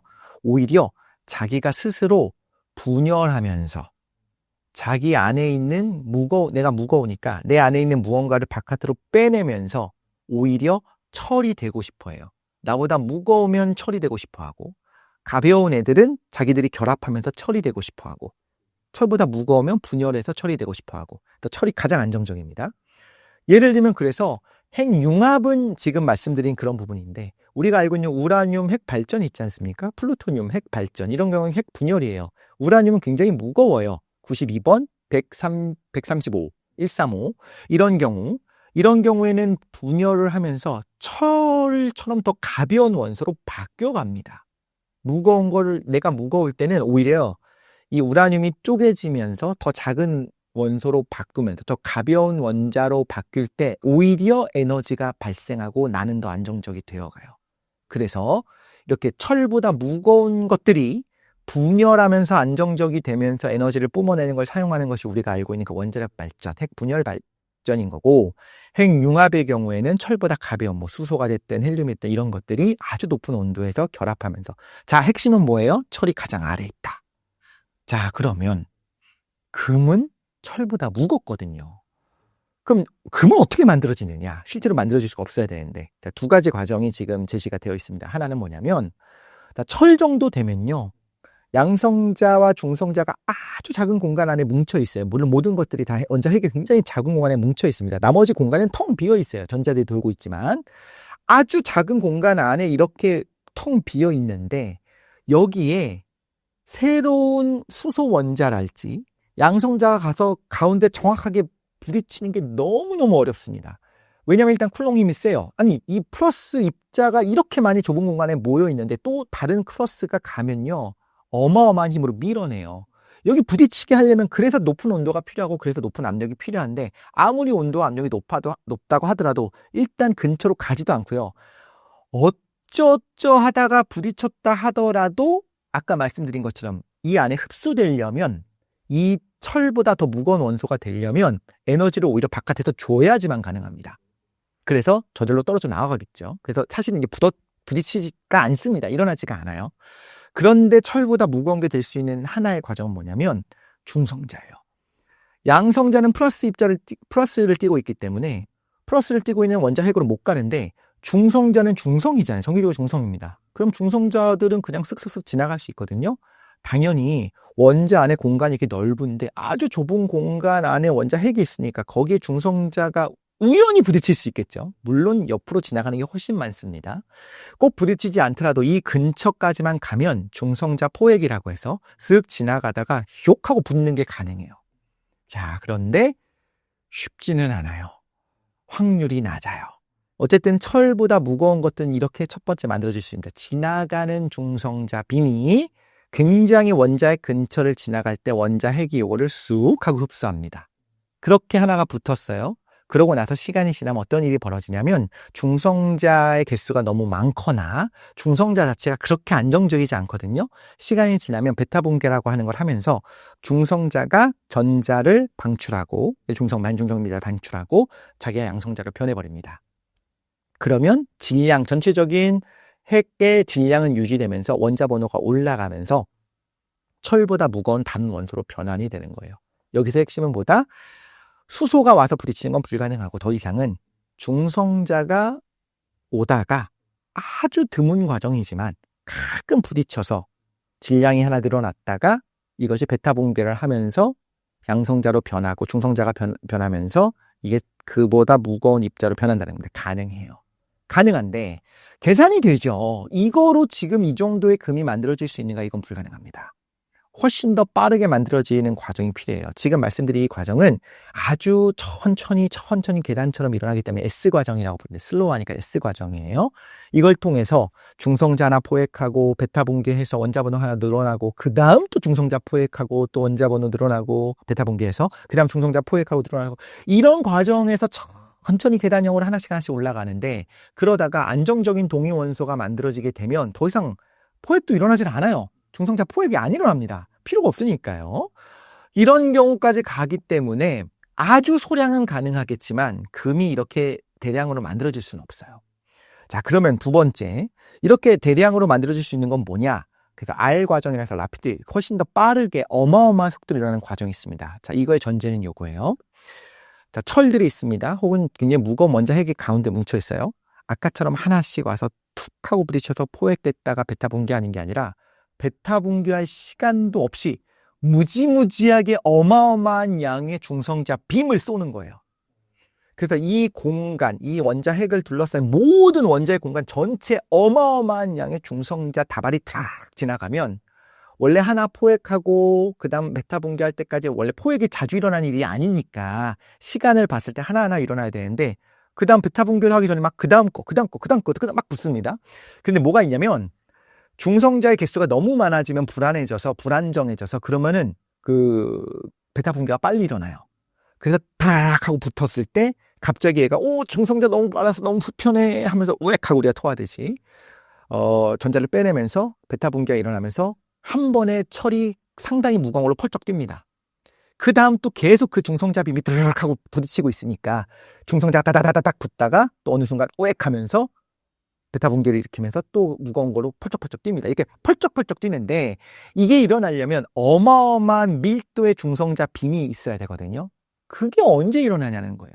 자, 이렇게 되는 거 이론적으로는 가능한데 중성자 빔이 이렇게 만들어질 수 있는 건 언제일까요? 어마어마한 중성자 빔이 나타날 수 있는 타이밍이 우리가 알기로 별의 마지막에 초신성일 때입니다.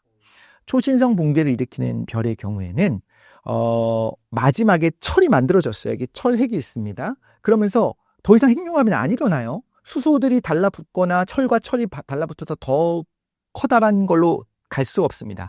하나씩은 가능하지만 더 커다란 게 한 방에 일어나지 않아요. 이유는 에너지가 제일 낮은 상태니까. 그럼 더 이상 일시적으로 끝나버리잖아요. 핵융합이 끝납니다. 그럼 안에서 바깥으로 밀어내는 이런 에너지가 없어져요. 양압, 이 에너지, 그 복사압이 없어집니다. 그럼 이렇게 유지됐었던 별이 한 번에 무너집니다. 댐이 터지는 것보다 훨씬 더 격렬하게. 바깥으로 밀어내는 힘이 탁 하고 멈춰버리면 마구 위에서 안으로 막 쏟아져 내릴 거잖아요.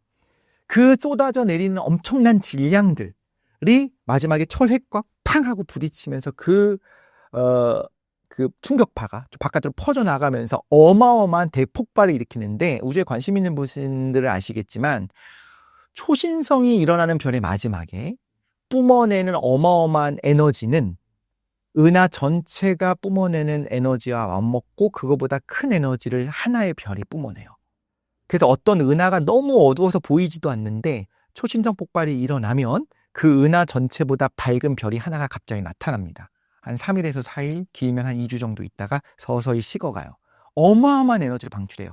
그 말은 뭐냐면 이렇게 어마어마한 에너지를 방출할 때 양성자와 전자들이 막 달라붙으면서 중성자들이 막 만들어져요. 이때가 바로 지금 말씀드린 어마어마한 중성자 다발이 만들어질 수 있는 타이밍인 거예요. 그래서 초신성이 만들어질 때 그 두두두두두 쏘는 그 어마어마한 중성자 다발이 무거운 철의 핵 그리고 철보다 무거운 것들을 마구 때리면서 정신없이 마구 이렇게 질량을 늘려서 금 같은 것들이 만들어질 수 있을 거다라고 생각을 했는데 반전이죠. 그런데 진짜 그게 가능할까? 초신성은 어마어마하긴 한데 그렇다고 그 정도로 이론적으로 이 확률을 뚫고 금이 만들어질 수 있을 정도로 엄청난 밀도의 중성자 다발이 가능할까에 대해서는 좀 의심스러웠어요. 근데 이거 외에는 없었어요. 이거 외에 당연히 가능한 뭐가 있냐면 초신성보다 훨씬 더 격렬한 것이 있습니다. 뭐냐면 중성자별과 중성자별이 두 개가 충돌해서 하나가 되어버리는 이런 일이 있을 수가 있어요. 중성자별은 어떤 거냐면 완전히 철보다 무거운데 굉장히 커요. 무겁습니다. 그래서 원래는 그런 전자 축태합으로 어떤 원소가 그러니까 바깥의 중력이 어마어마하게 큰데도 불구하고 유지되는 이유가 뭐냐면 아까는 핵융합이라고 했잖아요. 핵융합이 없어도 유지가 돼요. 우리 땅이 유지되는 거랑 똑같아요. 아무리 그래도 어떤 전자 껍질 두 개가 같은 공간에 딱 들어갈 수는 없습니다.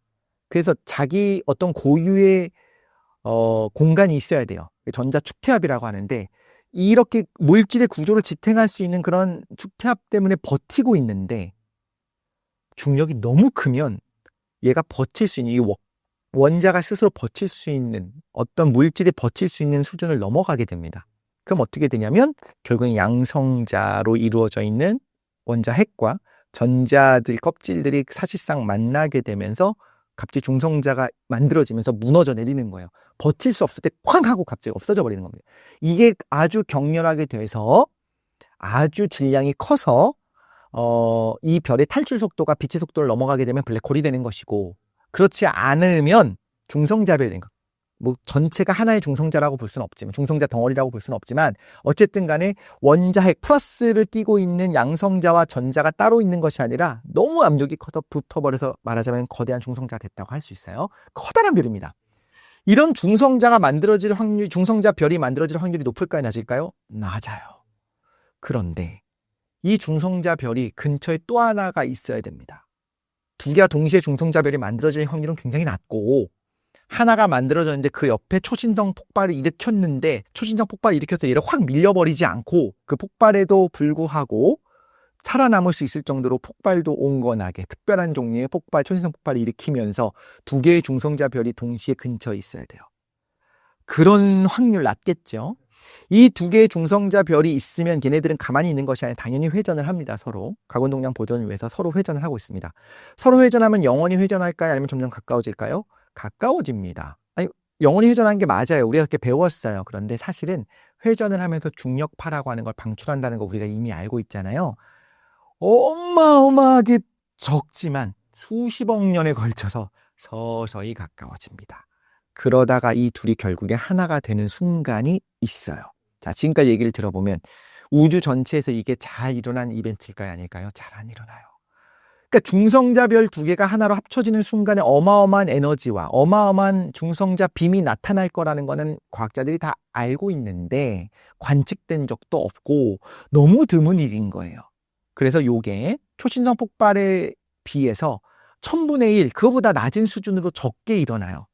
그러면 금이라고 하는 우주 전체에서 제법 많은 이 무거운 원소가 초신성 폭발 때 만들었다면 좀 그럴 수 있겠다 싶은데 이렇게 너무너무 드문 중성자별의 충돌을 통해서 만들었다고 보기는 신증은 있지만 뭐 관측된 적도 없고 이거 확인할 수가 없는데 그러다가 2017년에 관측이 됩니다. 그래서 실제로 중성자별 두 개가 딱 합쳐지고 그 순간에 그 충격파와 그때 새로운 원소들을 만들어지는 것들이 관측이 돼요. 그래서 지금은 이론적인 것뿐만 아니라 이게 실제로 일어나는 일이고 이때 금이 만들어질 수 있다. 근데 단순한 그냥 그런가 보다가 아니고 이제 과학자들은 계산을 해요. 그래서 실제로 지금 우주에 존재하는 대부분의 금은 90% 이상은 중성자별 두 개의 충돌로 만들어졌다라고 보고요. 실제로 초신성 폭발 때도 만들어질 수 있겠죠. 그러니까 항상 확률의 문제예요. 초신성 폭발 때 만들어지는 그 중성자 빔의 그 중성자 다발의 밀도가 금을 이만큼 만들긴 쉽지가 않고 그때는 5% 내외밖에 안 만들어졌을 거고 나머진 중성자 별에 합쳐지는 그 순간에 어마어마한 중성자 빔이 나타나거든요.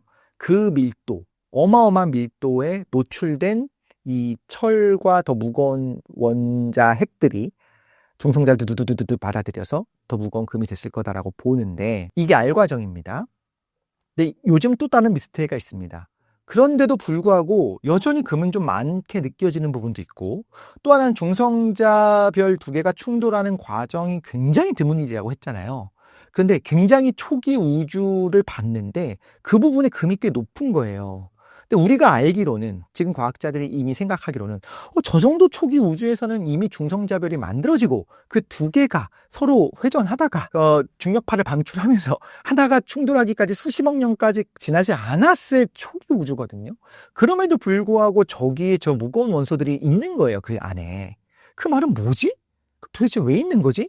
저기 저렇게 무거운 원소가 꼭 금이 아니더라도 무거운 원소가 또 다른 어떤 만들어질 수 있는 기전이 있는 걸까? 여전히 사실 미스테리고 여기서 말하는 미스테리는 진짜 하나도 모르겠다 완전 미스테리 이거라기보다는 또 다른 어떤 과정이 있을 수가 있을까? 어떤 과정으로 만들어진 걸까? 아직도 연구하고 있고 완벽하게 이 미스테리가 풀렸다. 이 비율까지 알게 된 건 아니다라는 거고요. 또 하나만 더 말씀을 드릴게요. 지금 S과정과 제가 R과정을 말씀을 드렸잖아요. S과정은 하나씩 중성자 빔의 밀도가 되게 낮을 때 하나 와서 부딪히고 흡수했다가 중성자 포획했다가 베타 붕괴를 하면서 하나씩 올라가는 느린 과정 S, 그리고 R은 중성자 다발을 두두두두두 쏴갖고 팍 올라가는 과정을 말씀드렸어요. 그리고 R 과정은 과거에는 당연히 초신성 폭발 때, 왜냐면 꽤 자주 일어나는 이벤트니까 그때 이런 금들이 만들어졌을 거다라고 생각을 했었는데 그래도 좀 근데 이거로 과연 가능할까 싶었는데 중성자별이 두 개가 충돌하는 그 이벤트가 훨씬 드뭅에도 불구하고 실제 일어나고 그때 만들어진다는 것까지 알게 됐다고 했습니다. 근데 이런 질문이 당연히 우리 안에 머릿속에 떠오르는 거예요. 아니 왜 S랑 R밖에 없어? 중성자 빔의 그 밀도가 S만큼 느리고 R만큼 빠른 거 외에 중간 정도인 상황이 있을 수 있잖아요. 있을 수 있습니다. 그래서 그 과정은 R 과정이라고 해요. 요거는 연구되기 시작한 지 얼마 되지 않았어요. 그래서 R 과정을 통해서 만들어진 것이 지금의 정설이지만 최근의 논문들이나 계속적으로 연구하신 분들을 보면 R 과정, 중간 정도 과정으로 중간 정도의 중성자 밀도를 가지고 있을 때 꼭 하나가 와서 부딪히고 흡수하고 그다음 베타 붕괴하고 하나씩 S처럼 계단형으로 올라가는 것이 아니라 두세 개씩 부딪히면서 조금씩 오히려 펄쩍펄쩍 뛰듯이 그렇게 해서 원래는 안정적인 동위원소가 만들어져서 금까지는 잘 안 가야 S 과정에서 금까지는 잘 안 가거든요. I 과정을 거쳐서는 한 중간 정도의 중성자 빔의 밀도에서는 금 정도도 어떤 특별한 정도의 비중으로 어느 정도의 비율은 I 과정으로 만들어질 수도 있다라고 하는 연구 결과들도 있습니다. 보통은 S랑 R만 우리가 이야기를 하는데 이거는 상식적으로 중간도 있을 수 있지. 그럼 I가 가능할까? 어떤 기전으로 가능할까? 그때 만들어졌다면 어느 정도 비율일까? 이런 부분들을 여러분들이 보면서 궁금해하셨다면 그러니까 저는 이제 과학자의 마인드라는 생각을 해요. 그건 있을 수 있지 않을까라고 연구하는 분들이 있는 거고 그걸 통해서 실제로 지금 또 다른 종류의 금 혹은 무거운 원소의 합성이 어떤 과정이 일어나는지 연구하는 분들이 있습니다. 그래서 여러분 혹시 돌반지라든가 금반지가 하나씩 있으시면 뭐 이런 생각하면 좋을 것 같아요. 우리 흔히 하는 말로 그냥 감동적인 말이지만 너무 많이 했기 때문에 요즘 이제 감동이 덜한 게 뭐냐면 우리 몸을 구성하건 뭐 칼륨, 칼슘 이렇게 좀 무거운 것들이 있잖아요. 그리고 실제로 우리 몸에 아이오딘, 요오드도 좀 우리 갑상선 호르몬을 좀 만들기도 하고 여러 가지들이 있습니다. 이 모든 것들은 언젠가 별의 내부에서 왔다. 뭐 세상에 상하만상 세상에 있는 모든 것들이 빅뱅 이후에 온 것이기도 하고 별 내부에서 합성되기도 했으니까요. 우리 몸을 구성하고 있는 H2O, 산소도 다 별의 내부에서 왔을 거잖아요. 그런데 심지어 그거보다 더 무거운 원소들이 우리 몸 안에 있습니다. 그래서 이 원소들을 기원을 설명할 때 뭐라고 이야기를 하냐면 초신성의 잔해다라고 얘기하거든요. 그런데 초신성에서 온 것보다 더 훨씬 드문 이벤트인 중성자별의 충돌을 해야지만 만들어지는데 그럼에도 불구하고 여전히 굉장히 미스테리인 그 금을 여러분이 가지고 있는 거예요. 그 금은 언제부터 있었을 거냐? 당연히 46억 년 전 우리 지구가 만들어질 때도 있었을 거고요. 그보다 훨씬 이전에 태양보다 이전에 그 중성자별의 충돌 아마도 그때 만들어지는 어마어마한 중성자 다발을 만나서 만들어지는 굉장히 귀한 그 금속이 원자 한두 개가 아니라 우리 눈에 보일 정도로 보이는 형태로 있는 거예요. 우리가 죽고 나서도 이 금속은 사라지지 않고 있을 거예요. 뭐 영원히 있다라기보다는 있을 거예요. 그렇게 생각하면 좀 더 이게 스토리가 있어 보이고, 얘는 그 어마어마한 압력과 그 거칠은 그 중성자별 폭발의 힘을 버틴 거 아니겠습니까? 이렇게 생각해 보면 화폐로서의 가치가 충분히 있다라는 생각이 들기도 하죠. 우리가 사물의 소리를 들을 수 있는 어떤 그런 염력이 있다라고 한다면 금에게 너는 어떤 삶을 살았니? 한번 물어보는 것도 좋지 않을까 생각이 들기도 합니다. 신사임당 시청자분들을 위한 한마디 부탁드릴게요. 네, 보통 신사임당 채널에서 시작된 질문들은 인문학적인 질문에서 시작하잖아요. 금의 가치라든가 뭐 석유를 어떻게 대체할 수 있는가 이런 걸로 시작을 하는데, 그 과정에서는 결국에 이제 테크적인 부분, 과학적인 부분이 있어야지만 좀 깊게 이해할 수 있는 것 같아요. 아마 제가 알기로 신사임당 채널의 우리 구독자분들께서는 이제 경제적인 부분에, 인문학적인 부분에서 굉장히 여러 가지로 그 관심도 있으시고 지식도 많으신데, 여기에 약간의 과학적 요소를 넣은다면, 그리고 이 부분도 꽤 재밌네라고 느끼신다면 훨씬 더 삶에서 풍성한 재미를 느끼면서 또 투자에 있어서도 좀 많은 인사이트를 얻을 수 있지 않을까 싶습니다. 저도 많이 배워가니까요. 여러분도 많이 사랑해 주시면 좋겠습니다.